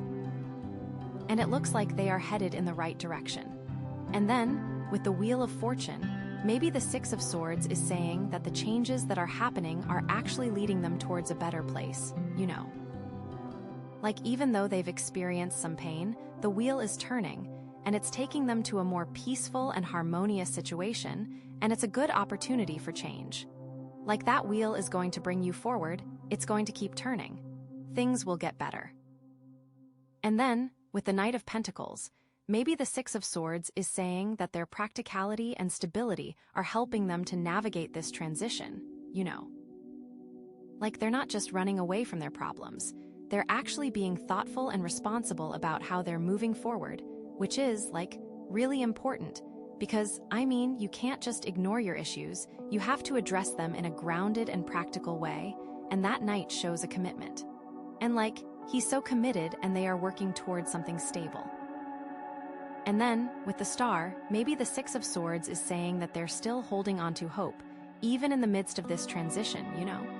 Like, they believe that things are going to get better, and they're trusting that the universe has their back, which is, like, so beautiful because, I mean, hope is what keeps us going, right?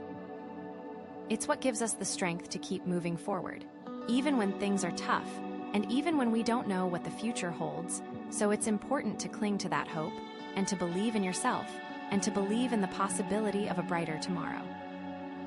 And then, of course, with the Three of Swords, the Six of Swords is like, okay, I've felt the pain, I've acknowledged it, and now I'm ready to move on, you know. It's like they're not letting the heartbreak define them. They're actually using it as a catalyst to grow and to evolve, and to become a stronger, more resilient person. And I love that because, I mean, that's what it's all about, right? It's about taking your experiences, both good and bad, and using them to become the best version of yourself that you can possibly be, and like, I know that you can do it. That ruby sphere will help you too. And that pain you felt is not who you are. So, okay, how are they feeling right? So, with the Six of Swords in the mix, I think they're feeling a sense of relief, but also a sense of sadness, you know? Like, they're relieved to be leaving the pain behind, but they're also sad to be saying goodbye to something that was once a part of their life, and that's totally normal, you know? It's okay to feel both of those emotions at the same time, and it's important to allow yourself to process them, and to not judge yourself for feeling sad. Because, I mean, sadness is a part of life, and it's important to honor it and to learn from it, and to let it go when you're ready, so don't feel like you can't be sad. Those waves of sadness are okay.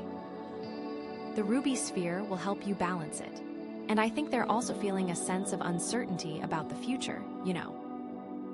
Like they don't really know what's going to happen next, or where they're going to end up, and that can be scary, but it can also be exciting, because it means that anything is possible, and that they have the opportunity to create a new life for themselves, and to pursue their dreams, and to do whatever makes them happy, so try to embrace that uncertainty, and to see it as a blank canvas. Rather than a scary void, because, I mean, the possibilities are endless, and you have the power to create whatever you want, you just have to believe in yourself, and have faith that things are going to work out. But it is important to have the balance of knowing where you're going. And okay, in terms of the relationship, the Six of Swords could mean that they're moving on from the relationship, or that they're creating some distance between you two, and that can be painful to hear, right? But it's not necessarily a bad thing, because sometimes you need to create some space in order to grow, and to figure out what you really want, and to become a better person, so try not to take it too personally, and try to see it as an opportunity for both of you to grow, and to evolve, and to come back together stronger, if that's what's meant to be. And if it's not, then that's okay too. Because sometimes things just aren't meant to be, and it's better to move on than to stay in a situation that's not serving you, and that might be difficult to hear, but it's true, and you deserve to be happy, and you deserve to be with someone who makes you feel good about yourself, and who supports you, and who loves you unconditionally, so don't settle for anything less, because you're worth it. and you deserve the best, and that ruby sphere is only attracting what you deserve. But okay, here's the thing. The Six of Swords can also represent a journey of self-discovery, Like maybe they're taking some time to themselves to figure out who they are, and what they want, and what their purpose is, and that's a really important journey. And it's one that everyone should take at some point in their lives, because it helps you to connect with yourself, and to understand yourself better, and to live a more authentic and fulfilling life. So encourage them to take that journey. And to embrace it, and to learn as much as they can, and to come back stronger and more confident, because, that's what it's all about, right? And okay, another thing, the Six of Swords can sometimes represent a need to forgive yourself for past mistakes, Like maybe they're holding onto some guilt or some regret, and it's preventing them from moving forward, and forgiveness is really powerful, because it allows you to release the pain, and to let go of the past, and to create a space for new possibilities. So if they're holding onto something, encourage them to forgive themselves, and to let it go, even if it's difficult, because they'll feel so much better. Trust me, and also, it is important to show yourself some compassion, even when you make mistakes, because you are human, and everyone makes mistakes, so don't beat yourself up about it. Just learn from it, and move on, and be a better person, and forgive yourself, and let it go, because you deserve to be happy, and you deserve to be free from the burden of guilt and regret. And with your journey to a more balanced life, and that ruby sphere, you'll get there. So, yeah, the Six of Swords is bringing up a lot of different emotions, but it's also bringing an opportunity for growth and for healing, and it's important to acknowledge those emotions, and to allow yourself to feel them, but don't let them define you. Just use them as a stepping stone to a brighter future, and to a more fulfilling life, and to balance that sadness with a little bit of joy. And all those good things, okay. And that's really, really important. And again, to bring it all back, that ruby sphere wants you to find the balance in your life. So, to recap, the Six of Swords is all about moving on from the pain and heading towards calmer waters, but it's also about acknowledging the sadness and embracing the uncertainty and forgiving yourself for past mistakes, and it's bringing up a lot of different emotions, but it's also bringing an opportunity for growth and for healing, so it's important to acknowledge those emotions and to allow yourself to feel them, but don't let them define you. Just use them as a stepping stone to a brighter future, Okay, so, wow, this is getting so interesting, right?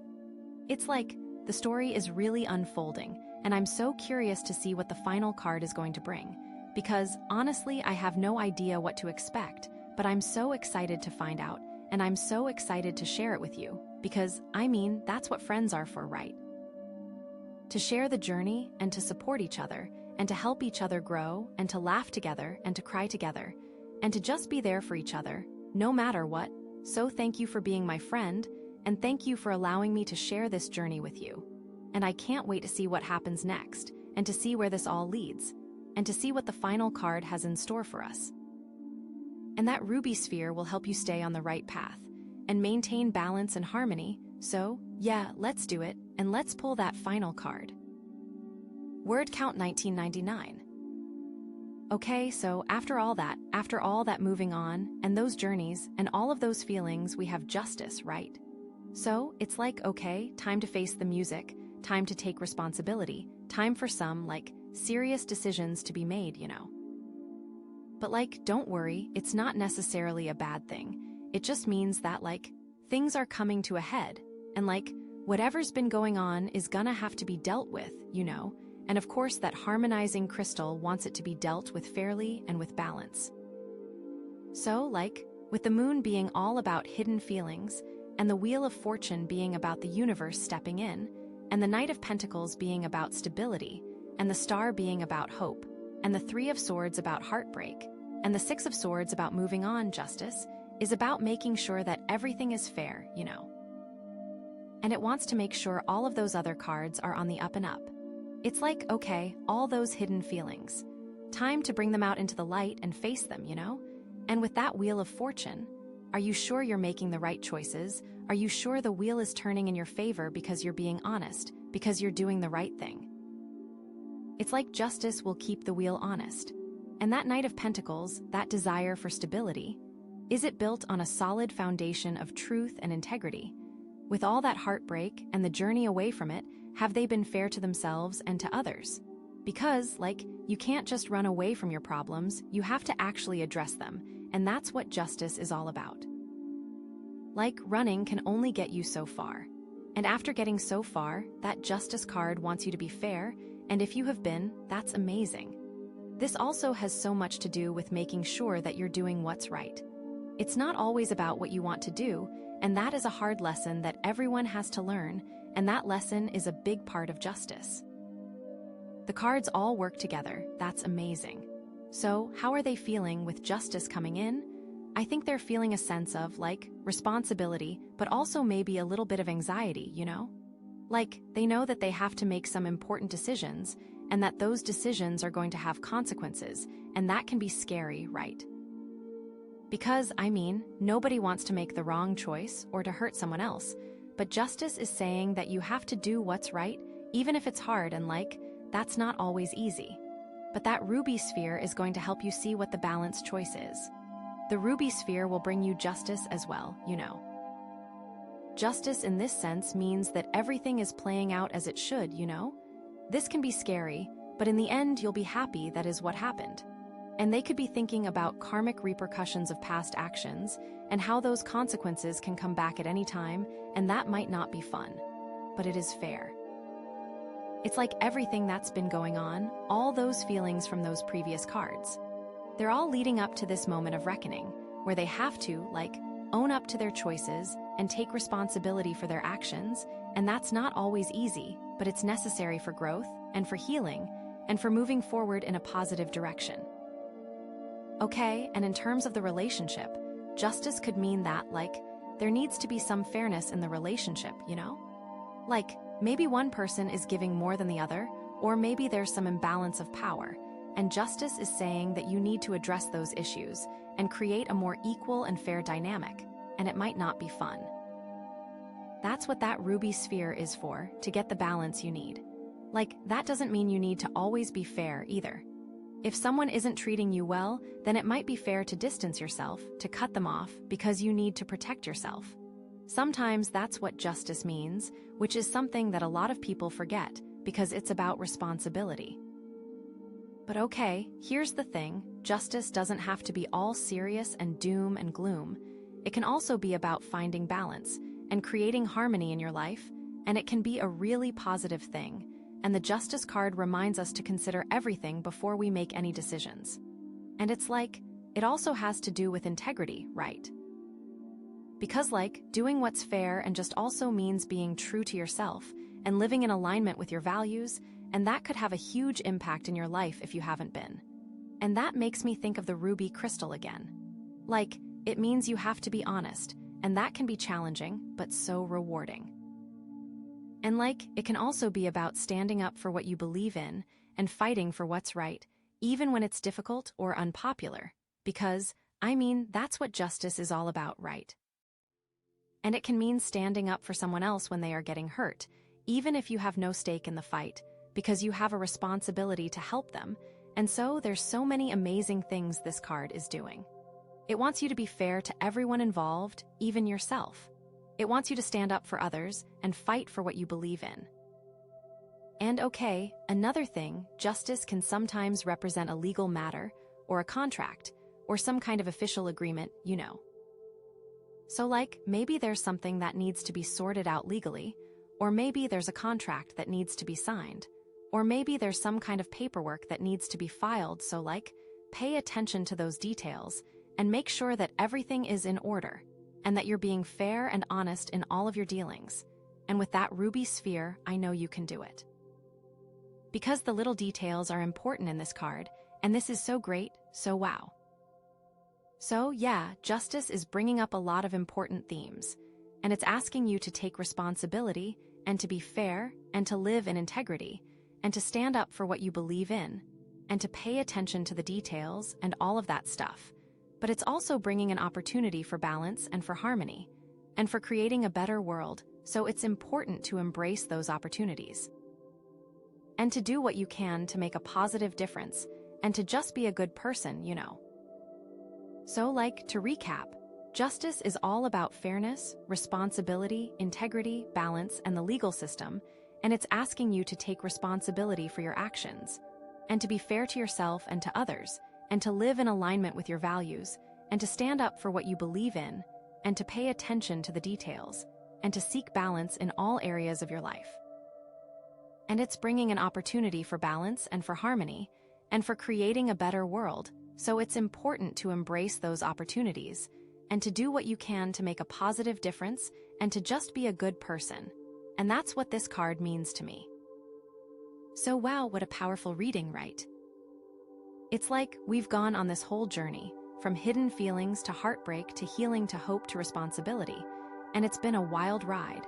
But I think it's all leading to a really positive place, and I'm so excited for what's to come, and I'm so grateful that I got to share this journey with you, and that I got to use my gifts to give you clarity and insight, and hopefully help you to make some good decisions, and to live a more fulfilling life, because that's what it's all about, right? And that ruby sphere brought you closer, and closer to that balance that you deserve. Okay, thinking about the ruby sphere, the harmonizing energy with the justice card, it makes me think that you need to really seek inner harmony through fair and just actions, like the outer world reflecting your inner state, that kind of thing, and any imbalance within yourself will manifest as injustice or unfairness in your life, and then vice versa, so you have to really make sure you have balance internally. And how can you bring that balance? The crystal is showing you how important it is, okay? I am excited to see if you are happy where this justice card has led you, if you will maintain balance, and if that's true. Okay, so after all that moving on, and those journeys, and all of those feelings, we have the magician, right? So it's okay, time to manifest your dreams, time to take control, time for some serious action to be taken, But don't worry, it's not necessarily a bossy take control. It's more of a knowing what you want and going for it sort of thing, And of course that harmonizing crystal wants it to be done with balance and purpose. So with the moon being all about hidden feelings, and the wheel of fortune being about the universe stepping in, and the Knight of Pentacles being about stability, and the star being about hope, and the Three of Swords about heartbreak, and the Six of Swords about moving on, and justice being about fairness, the magician is about taking all those elements and creating something amazing. The magician has all the tools they need right in front of them. It's just about knowing how to use them, which is a lesson, right? So it's okay, all those hidden feelings. Time to acknowledge them, understand them, and then use them to fuel your passions, turn those shadows into strengths, and with that wheel of fortune. Time to steer it in the direction you want to go, Don't just let the universe push you around. Actually take control of your destiny, and that Knight of Pentacles, that desire for stability. Time to build something that's not just solid, but also meaningful and fulfilling, Don't just settle for a safe and boring life, actually create something that you're passionate about. And all that hope from the star, believe in yourself. And after getting your heart broken, what are you going to do to avoid it? The magician has the power to get better. You know what is best for you, so start thinking like the magician. And you can't just run away from your problems, you have to actually address them and learn from them, and the magician wants to make that happen, So, how are they feeling with the magician coming in? I think they're feeling a sense of empowerment, but also maybe a little bit of pressure,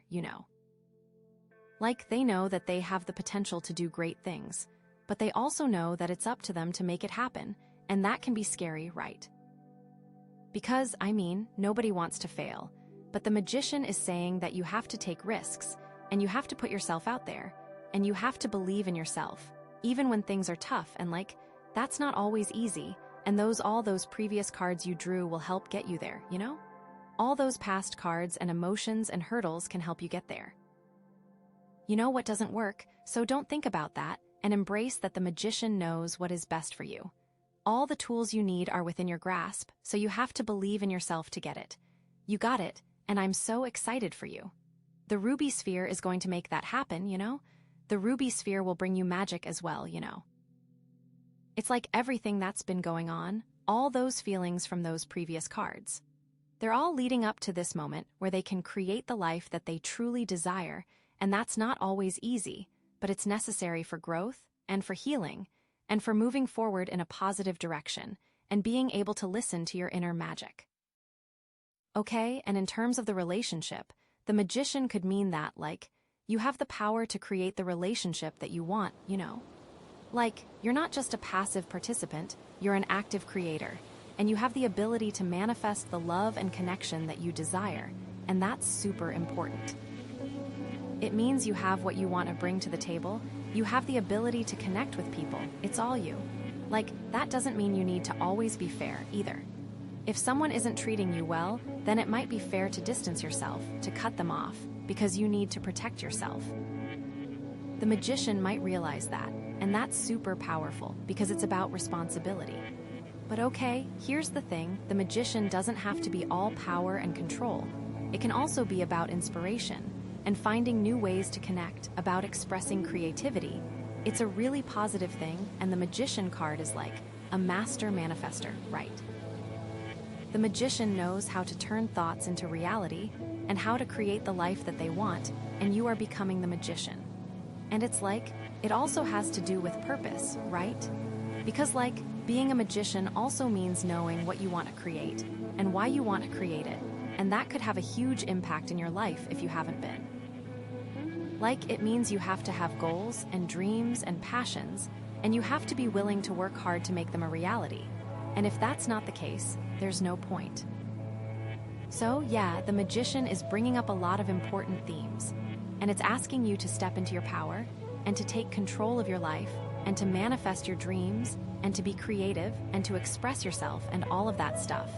But it's also bringing an opportunity for inspiration and for purpose and for creating a better world, so it's important to embrace those opportunities and to do what you can to make a positive difference and to just be a good person, you know. So like, to recap, the magician is all about power, manifestation, creativity, purpose, and action. And it's asking you to step into your power and to take control of your life and to manifest your dreams and to be creative and to express yourself and to have a purpose and to take action, and it's bringing an opportunity for inspiration and for purpose and for creating a better world.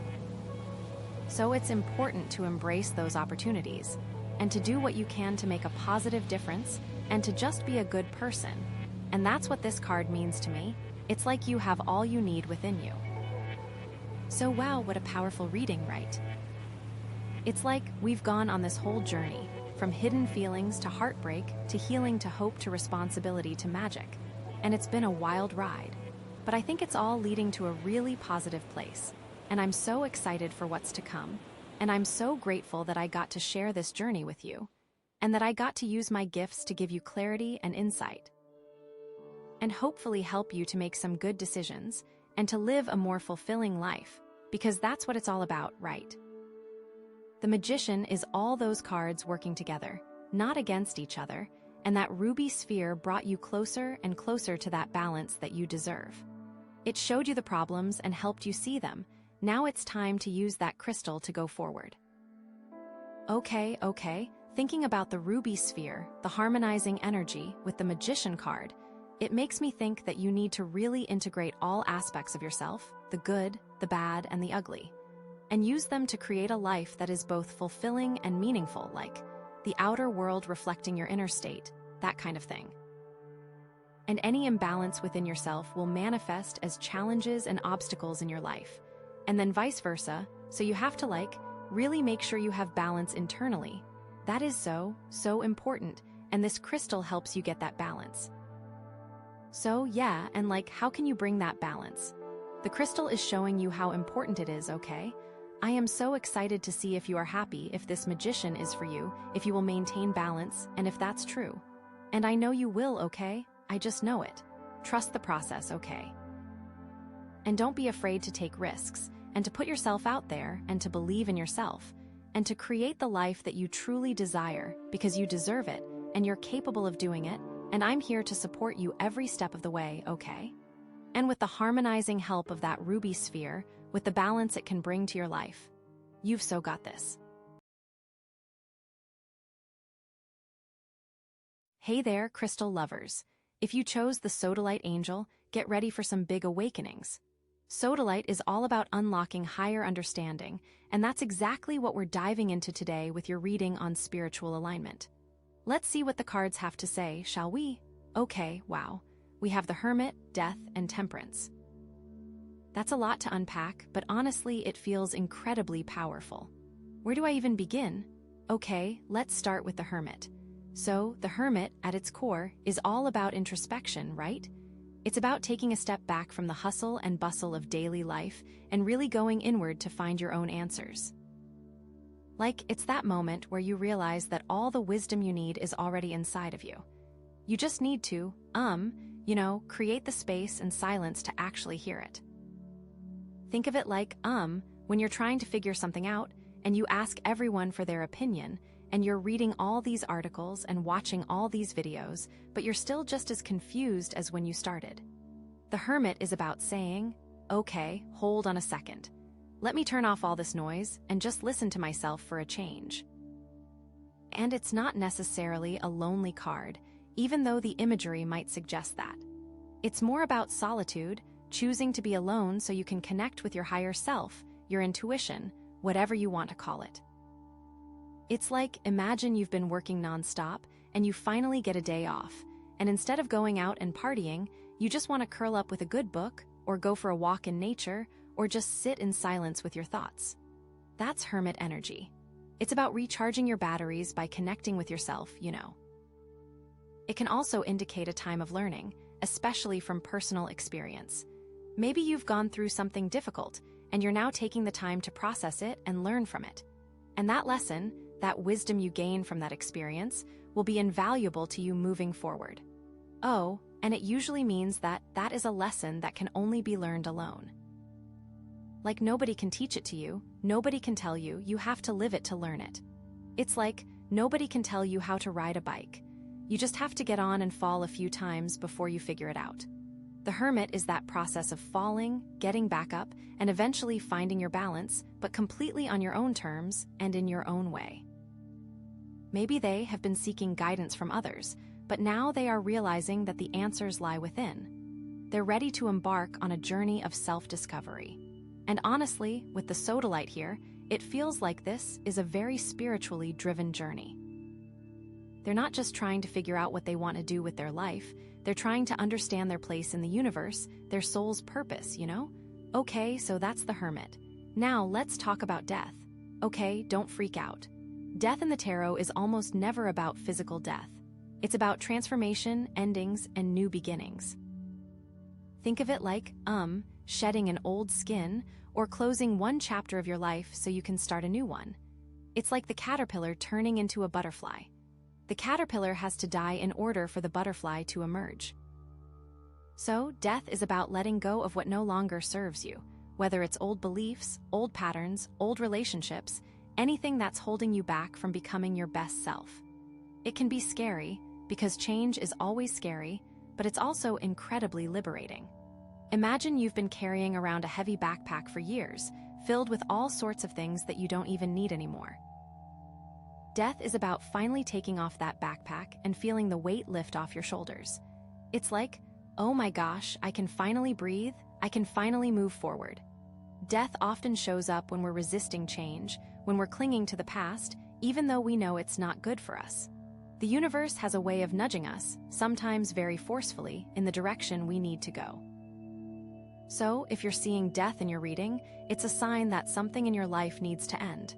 And it might not be something you want to end, but it's something that needs to happen in order for you to grow.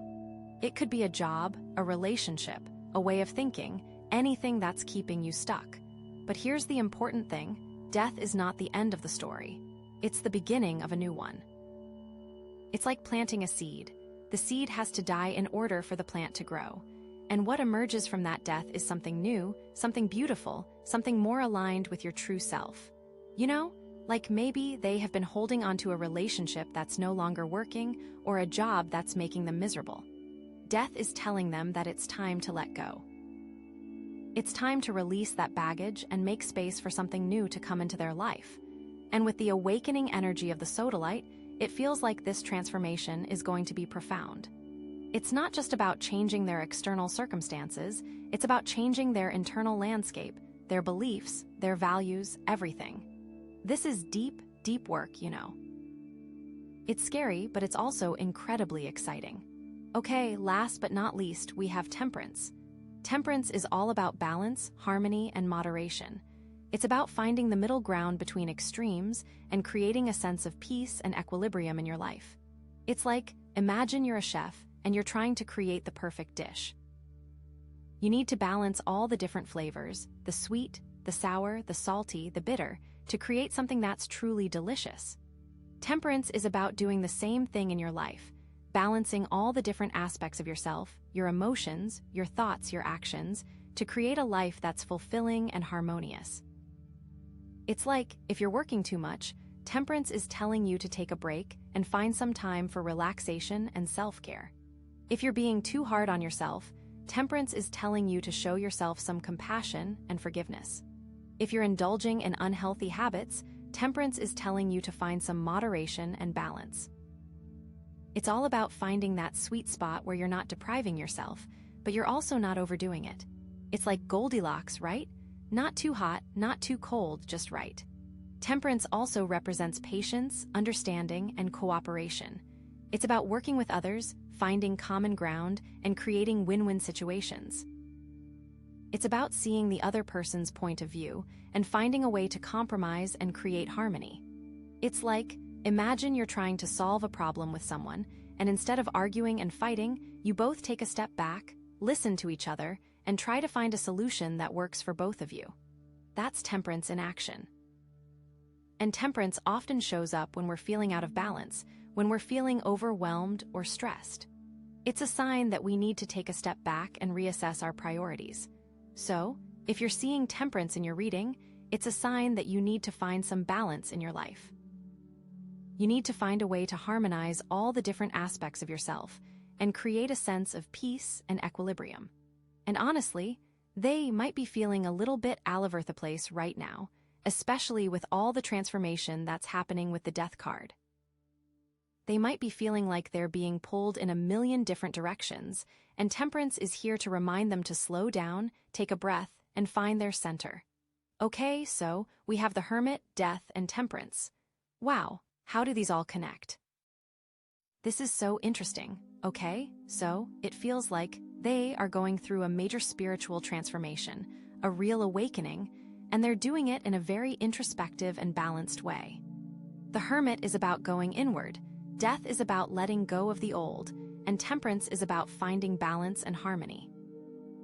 So it feels like they are taking the time to really understand themselves, to figure out what they want, what they need, and what they believe, and then they're shedding everything that doesn't align with that.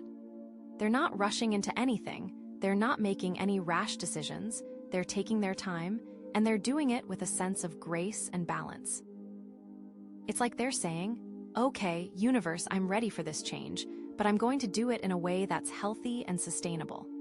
They are not like throwing the baby out with the bathwater, you know? They're not just like burning everything to the ground and starting over. They're carefully and thoughtfully dismantling the old structures and building something new in its place. Think of it like renovating a house. You don't just tear down the whole thing and start from scratch. You carefully remove the old walls, the old flooring, the old fixtures, and then you rebuild it with new materials, new designs, new energy. And with the Sodalite here, it feels like this renovation is happening on a soul level. It's not just about changing their external circumstances, it's about changing their internal landscape, their beliefs, their values, everything. It is almost like they are in a cocoon right now. They're in that hermit space, going deep within, shedding their old skin like the Death card suggests, and preparing to emerge as something new, something beautiful, something more aligned with their true self. But the Temperance card reminds us that this process takes time, it takes patience, it takes balance. It's not something that can be rushed or forced. So, for them, it's important to honor this process, to trust the timing of the universe, and to know that everything is unfolding exactly as it should. Even if it feels scary, even if it feels uncertain, they are exactly where they need to be. I'm so excited to see what emerges from this transformation, because honestly, it feels like it's going to be amazing. What's coming next? Okay, so we have the Hermit, Death, Temperance, and now the Page of Pentacles. Ooh, this is so interesting. It's like after all that deep, intense energy, we're getting something really grounded. The Page of Pentacles, at its heart, is all about new beginnings, new opportunities, but with a very practical, earthy kind of vibe. Like, it's not about grand visions or big dreams. It's about taking small, steady steps towards something tangible. You know, it's the card of learning, of apprenticeship, of getting your hands dirty and really putting in the work. Think of it like, you've just finished a really intense course, like a spiritual retreat or therapy or something, and you've had all these amazing insights and breakthroughs. And now you're like, okay, great. What do I do with all this? The Page of Pentacles is that moment where you start to apply those insights to your real life, to start creating something concrete, something lasting. It's about taking that newfound wisdom from the Hermit and actually using it to build a better future. It's like, okay, so you've spent all that time going inward, figuring things out and like clearing out old stuff with the Death card. And now the universe is like, okay, here's a little seed. What are you gonna do with it? You know, but it's interesting, right? Because it's such a contrast to those first cards. The Hermit is like way up on the mountain, all alone with his lantern. Death is like this huge transformative event. And Temperance is this like really high vibe, balanced energy. And then you get the Page of Pentacles, who's just like staring at a coin, you know? It's like a little underwhelming almost, but I think that's the point, right? It's about recognizing that real growth, real change doesn't always happen in these big, dramatic moments. It's about the small, consistent efforts that we make every single day. It's about like showing up, doing the work, even when you don't feel like it. It's about like planting that seed and watering it, even when you don't see anything happening right away. You know, and that can be hard, especially after going through such an intense period of transformation. Like imagine they've just gone through this massive shedding of old beliefs and patterns with the Death card, right? They've had this huge spiritual awakening with the Sodalite, and they're feeling all this new energy and excitement. And then the universe is like, okay, now go file some paperwork. It's like, really, after all that? But that's the thing, right?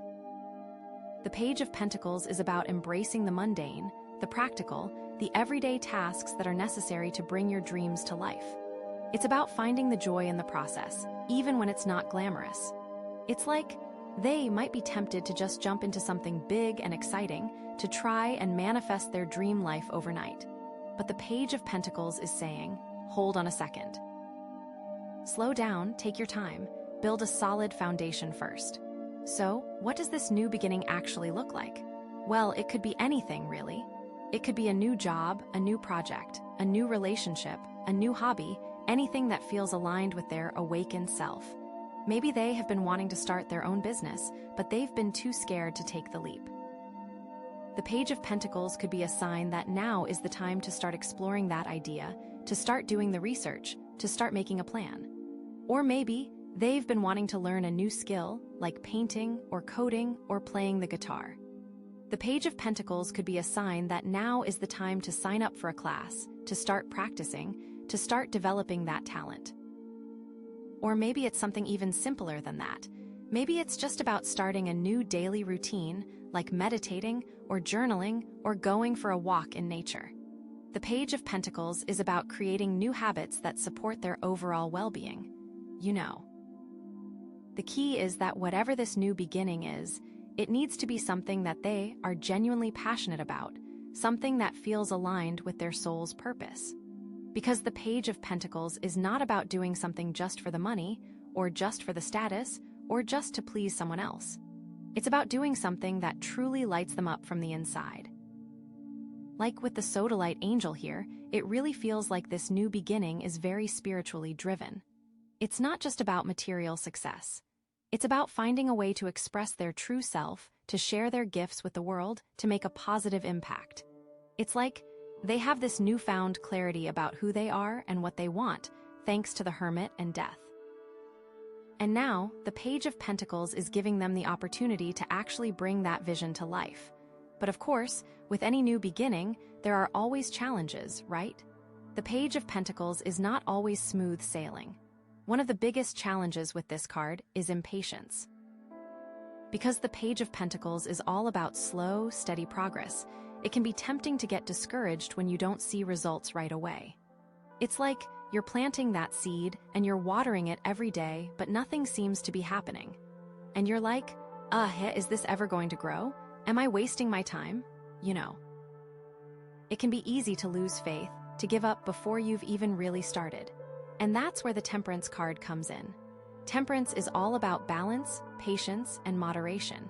It's about finding that middle ground between pushing yourself too hard and not pushing yourself enough. It's about trusting the process, even when you don't see immediate results. It's about knowing that everything is unfolding in its own time, and that you just need to keep showing up and doing the work.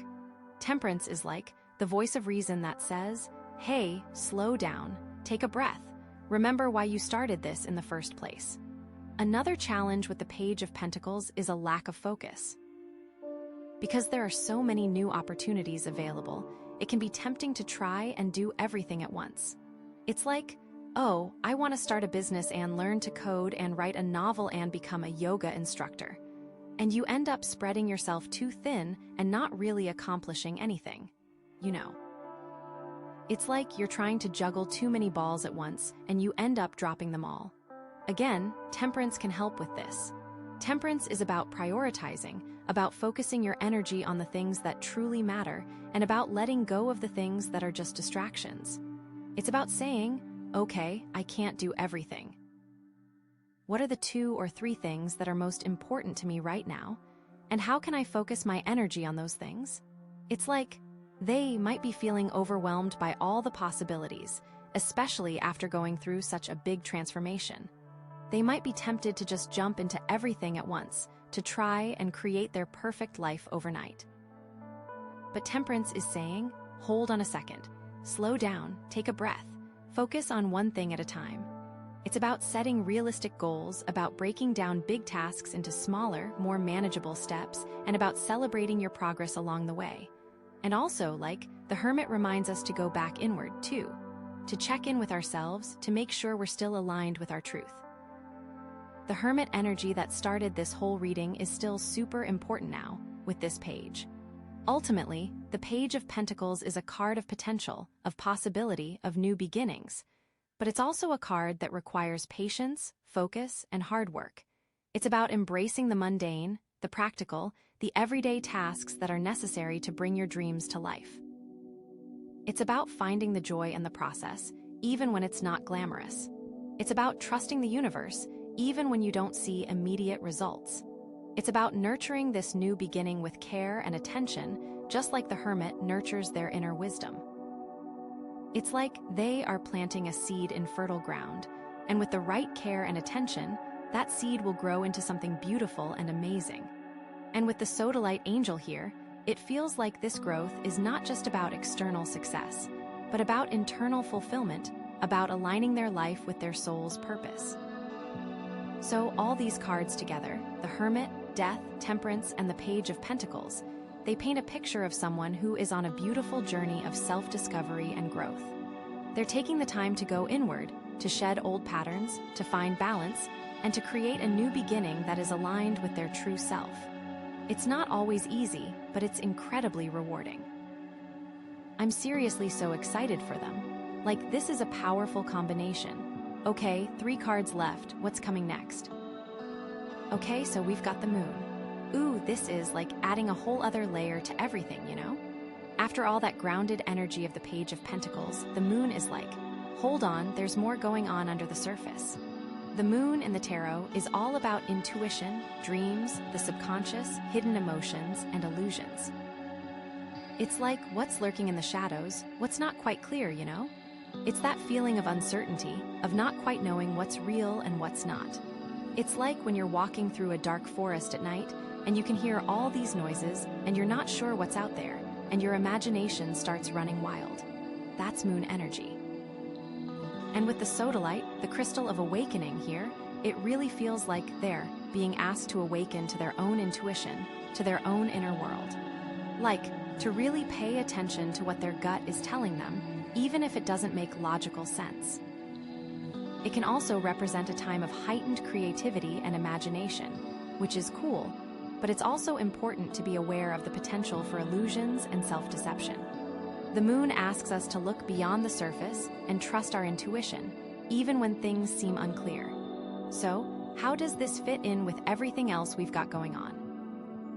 Well, remember how we talked about the Hermit going inward and the Death card representing transformation?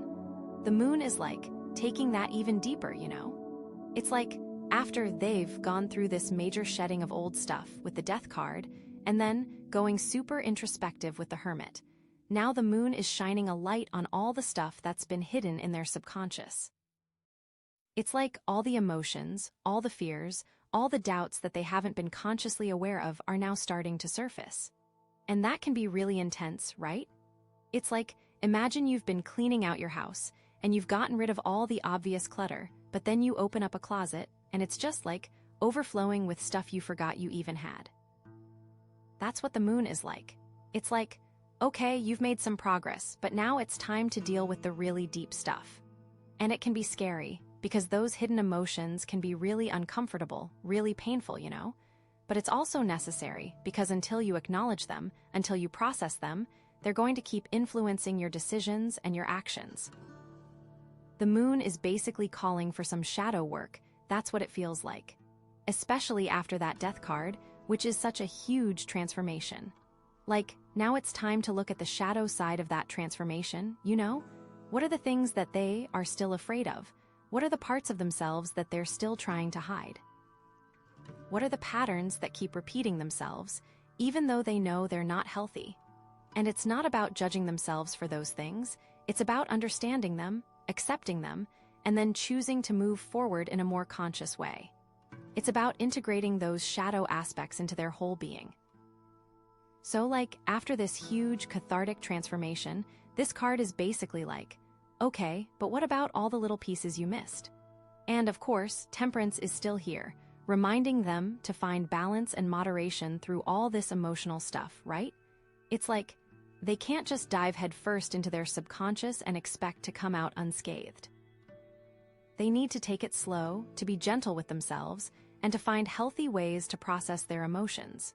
It's like, imagine you're exploring a dark cave, and you need to bring a flashlight, and you need to be careful where you step, and you need to take breaks when you get overwhelmed. Temperance is like that flashlight, that sense of caution, that reminder to take breaks. It's about finding a way to navigate those murky waters without getting lost in them. It's about acknowledging their emotions without letting them control them. It's about finding healthy coping mechanisms like meditation, journaling, talking to a therapist, or spending time in nature. It's about remembering that this is a process, and it's okay to not have all the answers right away. Temperance is saying, hey, it's okay to feel all these things, but don't let them consume you. Find a way to stay grounded, to stay centered, to stay balanced. Like, if they start feeling overwhelmed by all the emotions that are surfacing, Temperance is a reminder to step back, take a breath, and find some perspective. It's a reminder that they're not alone in this, and that there are resources available to help them through it. Now, let's talk about how the moon might be affecting that Page of Pentacles energy, that new beginning, that grounded action. Because the moon can also represent illusions and confusion, it's possible that they're not seeing things clearly when it comes to this new opportunity. It's like maybe they're idealizing it, or maybe they're downplaying the challenges, or maybe they're not even sure what they really want. The moon can create this sense of uncertainty, where you're not quite sure what's real and what's not. It's like, imagine you're looking at a reflection in a lake, and the water is all ripply, so you can't quite make out the details. That's what the moon can do to your perspective. So, with the Page of Pentacles, it's important for them to be really honest with themselves about their motivations and their expectations. Are they pursuing this new opportunity because it's something they genuinely care about, or because they think it's what they should be doing? Are they being realistic about the amount of work and effort it's going to take, or are they expecting it to be easy and effortless? Are they listening to their intuition, or are they just following the crowd? The moon is asking them to really examine their choices and make sure they're aligned with their true self. It's like before they start planting that seed with the Page of Pentacles, they need to make sure the soil is fertile and that they're planting the right seed in the first place. And that means being willing to confront any illusions or self-deceptions that might be clouding their judgment. It's like maybe they're thinking this new job is going to solve all their problems, but the moon is saying, hold on, there are some underlying issues you need to address first. Or maybe they're thinking this new relationship is going to be perfect, but the moon is saying, be aware of any red flags or unresolved issues from the past. The moon is not necessarily saying that this new beginning is a bad idea, but it is saying that they need to proceed with caution and awareness. They need to trust their intuition, but they also need to be realistic and grounded. They need to be willing to face their fears and uncertainties, rather than trying to ignore them. And that's where the intuition piece really comes in, right? Because the moon is all about trusting your gut, even when things don't make sense. It's about listening to that inner voice that's guiding you, even if it's whispering in the dark. It's like, imagine you're lost in that dark forest, and you don't have a map, and you can't see anything, but you have this feeling that you need to go in a certain direction. That's your intuition talking. And the moon is encouraging them to listen to that feeling, to trust that inner guidance. It's like they've spent all this time going inward with the hermit, and they've shed all this old stuff with death, and now the moon is saying, okay, you have all this wisdom inside of you, now it's time to use it. But it's not about ignoring the fear, because the fear is probably going to be there, right? The moon is about acknowledging the fear, but not letting it control you. It's about saying, okay, I'm scared, but I'm going to do it anyway. It's about recognizing that fear is often a sign that you're on the right track, that you're pushing yourself outside of your comfort zone, that you're growing.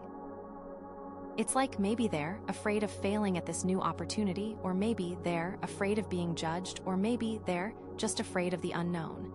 But the moon is saying, those fears are valid, but they don't have to stop you.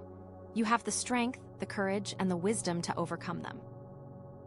The Sodalite is helping them awaken to their intuition, to see through the illusions, and to trust their inner guidance. It's like the Hermit gave them the wisdom, the Death card cleared the path, Temperance gave them the balance, the Page of Pentacles is giving them the opportunity, and the Moon is giving them the courage to take that leap of faith, even when it's scary. And now I am super curious what card is coming up next, because it feels like it could either be like a total breakthrough, or it could be like another layer of confusion, you know? Like, are they going to finally see through all the illusions and step into their power? Or are they going to get even more lost in the shadows? Ooh, I'm excited to find out. Okay, so we have the Queen of Wands. Ooh, this is like, yes. After all that, like deep, dark, shadowy moon energy, we get this burst of light and fire. The Queen of Wands is all about confidence, passion, creativity, and just like owning your power, you know? She's not afraid to be herself, she's not afraid to take risks, and she's not afraid to go after what she wants. She's like the embodiment of that new self that's been emerging through all this transformation, all this, like, shedding of the old with the Death card. She knows who she is, she knows what she wants, and she's not going to let anything stand in her way. And with the Sodalite angel here, the crystal for spiritual awakening, it feels like this queen is really connected to her higher purpose. Like she's not just confident for the sake of being confident, she's confident because she knows she has something important to share with the world, and she's ready to share it. It's almost like she's saying, okay, I've done the work, I've faced my fears, and now it's time to shine. But it's interesting, right? Because we still have that moon card hanging around. So, how does this Queen of Wands energy deal with all that lingering uncertainty and illusion? Well, I think she uses her fire to burn through the fog, you know? The moon can create this sense of confusion and doubt, but the Queen of Wands is like, no, I'm not going to let that stop me. I'm going to trust my intuition, I'm going to trust my vision, and I'm going to move forward with confidence.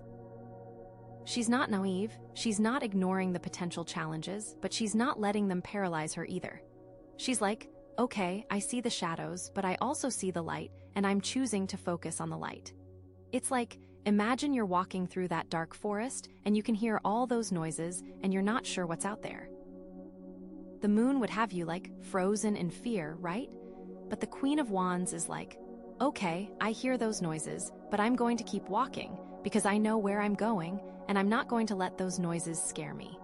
She uses her inner fire to light her way, and she trusts that she has the strength and courage to handle whatever comes her way. And it feels like she's also using that fire to nurture that Page of Pentacles energy, that new beginning, that grounded action. Remember how the Page of Pentacles can sometimes struggle with impatience and a lack of focus. Well, the Queen of Wands is like, I'm going to help you stay motivated, I'm going to help you stay inspired, and I'm going to help you turn that little seed into a beautiful garden. She brings a sense of excitement and enthusiasm to the process, which can be really helpful when you're dealing with the mundane, everyday tasks that the Page of Pentacles represents. It's like she's saying, okay, filing paperwork might not be the most glamorous thing in the world, but we can make it fun. We can put on some music, we can invite some friends over, and we can turn it into a party. She knows how to find the joy in the process, and she knows how to inspire others to do the same. She's not just about getting things done, she's about making the journey enjoyable. It's like she is the ultimate hype woman, you know? She's always there to cheer you on, to remind you of your potential, and to help you stay focused on your goals. But it's also important to remember that the Queen of Wands can have her shadow side too, right? She can be a little overbearing sometimes, a little impatient, a little too focused on her own vision. She can sometimes forget to listen to other people's ideas or to consider their needs. And that's where Temperance comes back in, reminding her to find balance and moderation. Temperance is like, hey, Queen, you're amazing, but don't forget to slow down and listen to others. Don't forget to be patient, and don't forget that everyone has their own unique gifts to share. Temperance helps her to channel her fiery energy in a more constructive way, to use her passion to inspire and empower others, rather than to dominate them. It's like Temperance is saying, okay, you have a powerful voice, but use it wisely. Use it to uplift others, to create positive change, and to bring more beauty and harmony into the world. Temperance makes her a leader instead of a dictator, you know? And honestly, this Queen of Wands energy feels so connected to the Sodalite angel, to that message of spiritual awakening. Because she's not just about external success, she's about living authentically, about expressing her true self, and about inspiring others to do the same. She's about breaking free from societal expectations, about challenging the status quo, and about creating a world that is more aligned with her values. She's like a rebel with a cause, you know? She's not afraid to stand up for what she believes in, even if it means going against the grain. She's not afraid to be different, she's not afraid to be bold, and she's not afraid to be herself.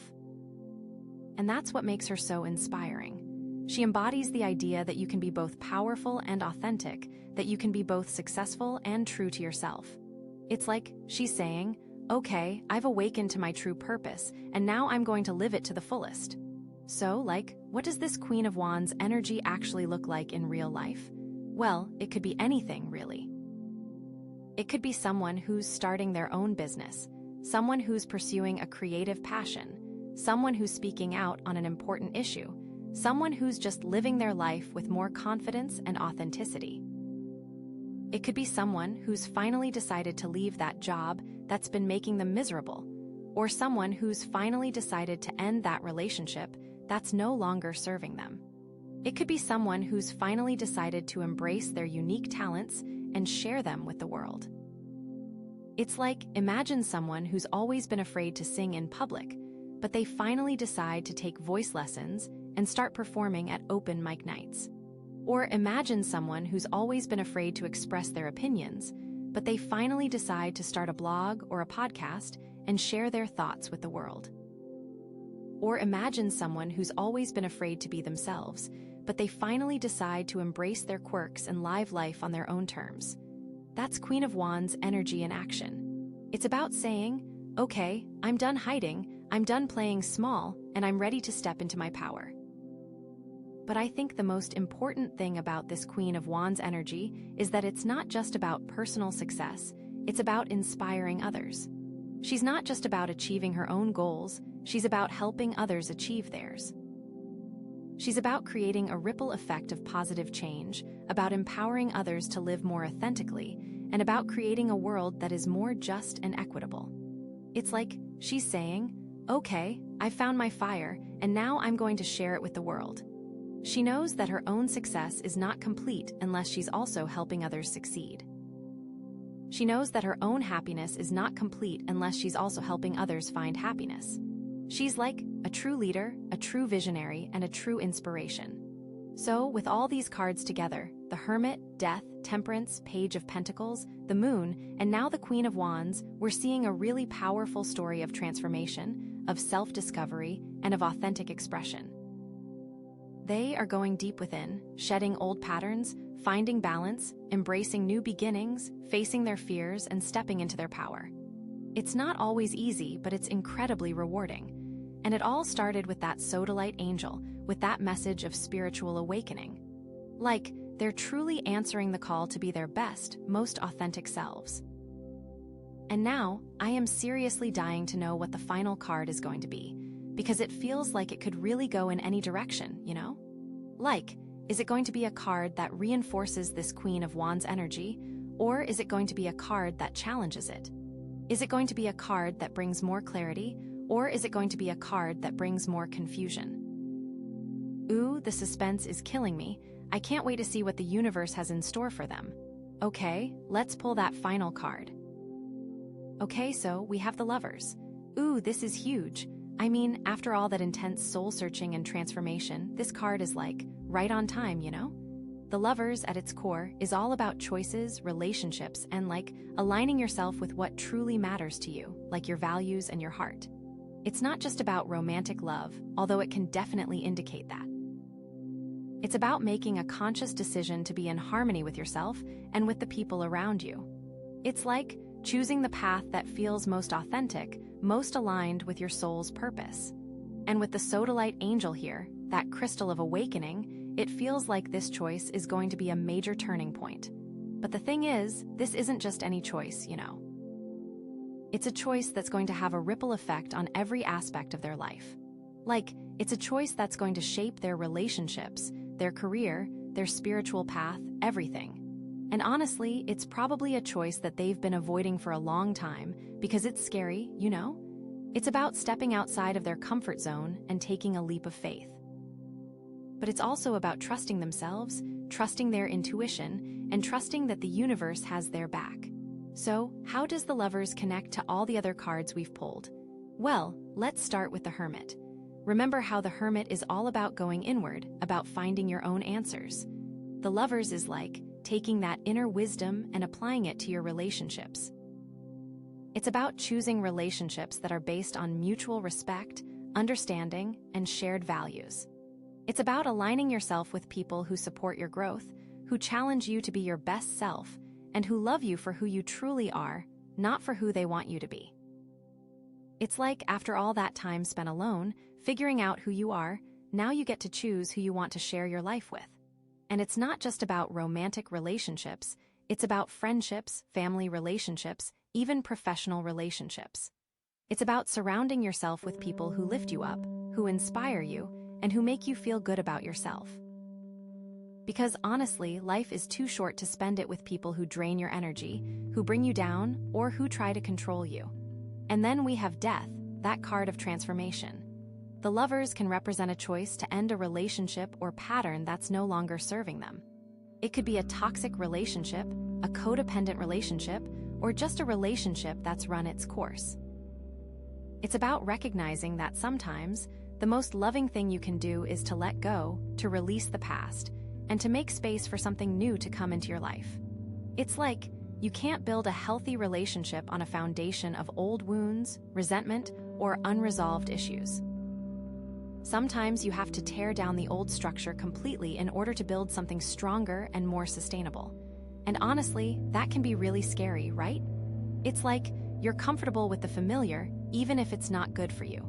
But the Lovers is about choosing the unknown, about trusting that there's something better waiting for you on the other side. And what about Temperance? How does that fit in? Well, the Lovers and Temperance are both about finding balance and harmony, but in different ways. Temperance is about balancing your own inner energies, while the Lovers is about balancing your needs with the needs of others in a relationship. It's about finding a way to compromise, to cooperate, and to create a win-win situation for everyone involved. It's about recognizing that relationships are not always easy, that there will be disagreements and challenges, but that it's possible to work through those challenges with patience, understanding, and a willingness to see the other person's point of view. It's like relationships are a dance, you know. You have to learn to move together, to anticipate each other's steps, and to adjust your own movements to create a beautiful and harmonious whole. It's about finding that sweet spot where you're both giving and receiving, where you're both supporting and being supported, and where you're both feeling loved and appreciated. And then there's the Page of Pentacles, that card of new beginnings. The Lovers can represent a choice to pursue a new relationship or a new path that's aligned with their heart's desires. It could be a new romantic relationship, a new business partnership, or just a new creative project that they're passionate about. It's about taking that first step, about putting themselves out there, and about trusting that the universe will guide them in the right direction. It's like they've spent all this time preparing themselves, clearing out the old, and now it's time to plant that seed, to nurture it, and to watch it grow into something beautiful. But it's also important to remember that new beginnings can be scary, right? It's like you're stepping into the unknown and you don't know what to expect. But the Lovers is about embracing the uncertainty, about trusting that you have the strength and the courage to handle whatever comes your way. And let's not forget about the Moon, with all its hidden emotions and illusions. The Lovers can represent a choice to face their fears and to be honest with themselves and with others about their feelings. It's about breaking down the walls, about shedding the masks, and about revealing their true selves to the world. It's about recognizing that vulnerability is not a weakness, but a strength. It's about allowing themselves to be seen, to be heard, and to be loved for who they truly are, flaws and all. It's like the Moon is shining a light on all the hidden aspects of their personality, and the Lovers is about integrating those aspects into their relationships.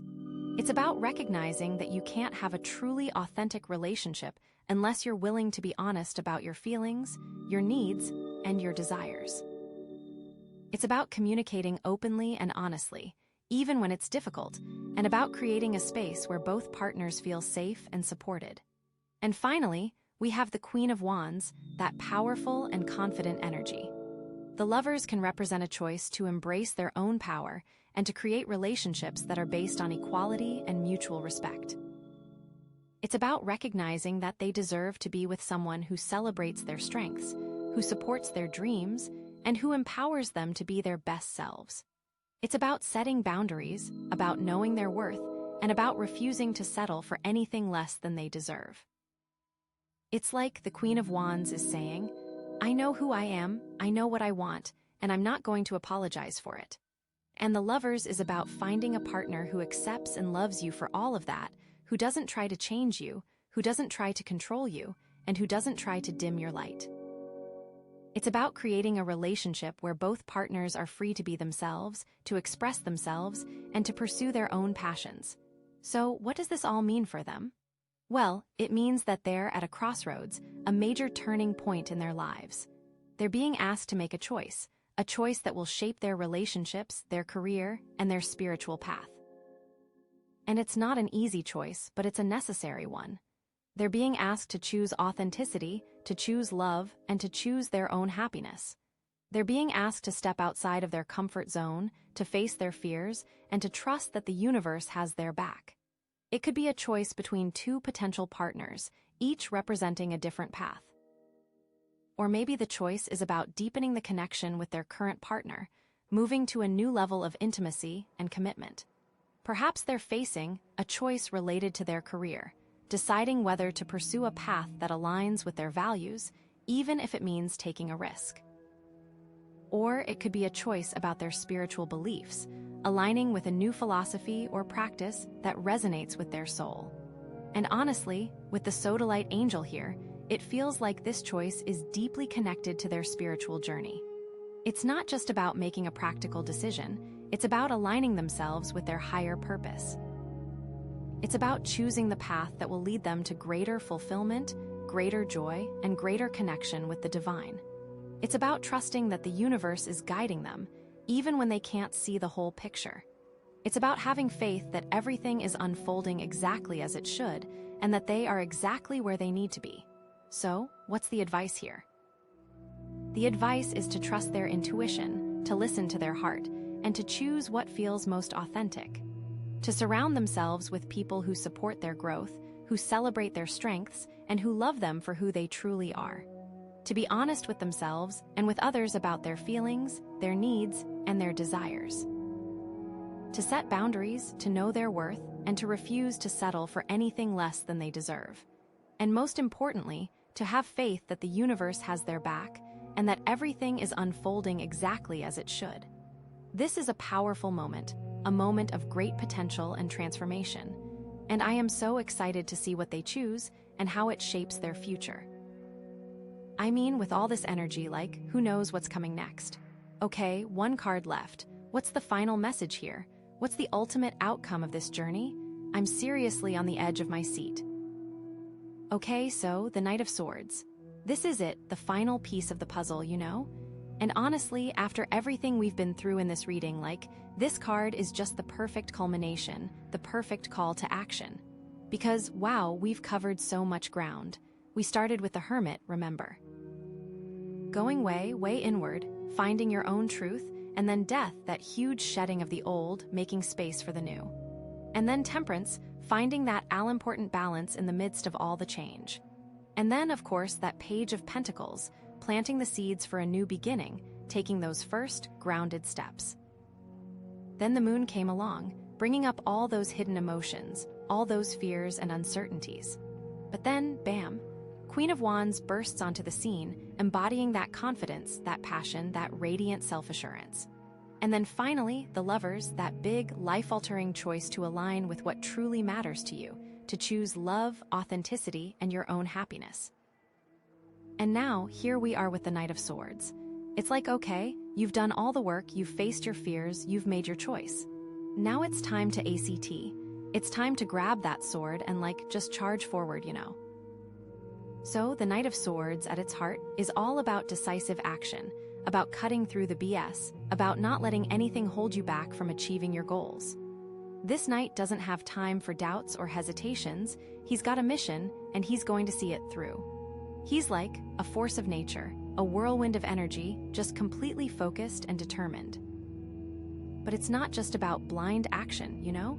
It's not about rushing into things without thinking. The Knight of Swords is also about clarity, about having a clear vision of what you want and a strategic plan for how to get it. He's not just running around aimlessly, he's got a destination in mind, and he's using his intellect and his skills to get there as efficiently as possible.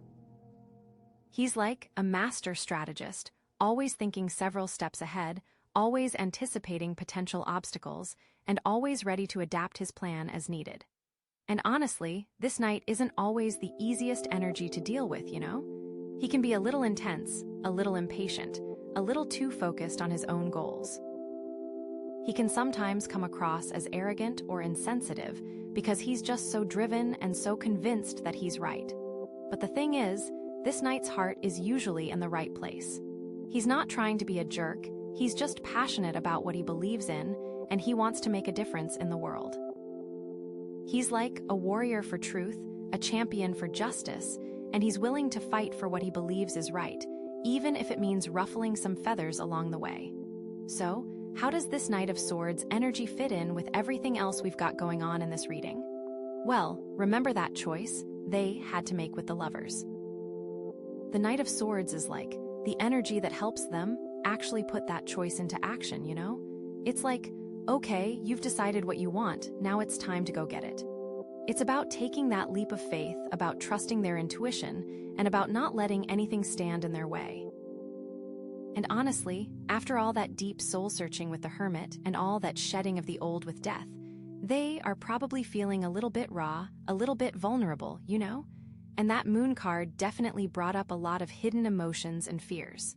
But the Knight of Swords is like, okay, I know you're scared, but you can't let that stop you. You've got to push through the fear, you've got to trust yourself, and you've got to keep moving forward. It's about channeling that Queen of Wands energy, that confidence and passion, and using it to fuel their actions. It's about saying, okay, I'm not perfect, I'm not always going to know what to do, but I'm going to try my best, and I'm not going to give up. And honestly, I think that's the most important message of the Knight of Swords. It's about not giving up.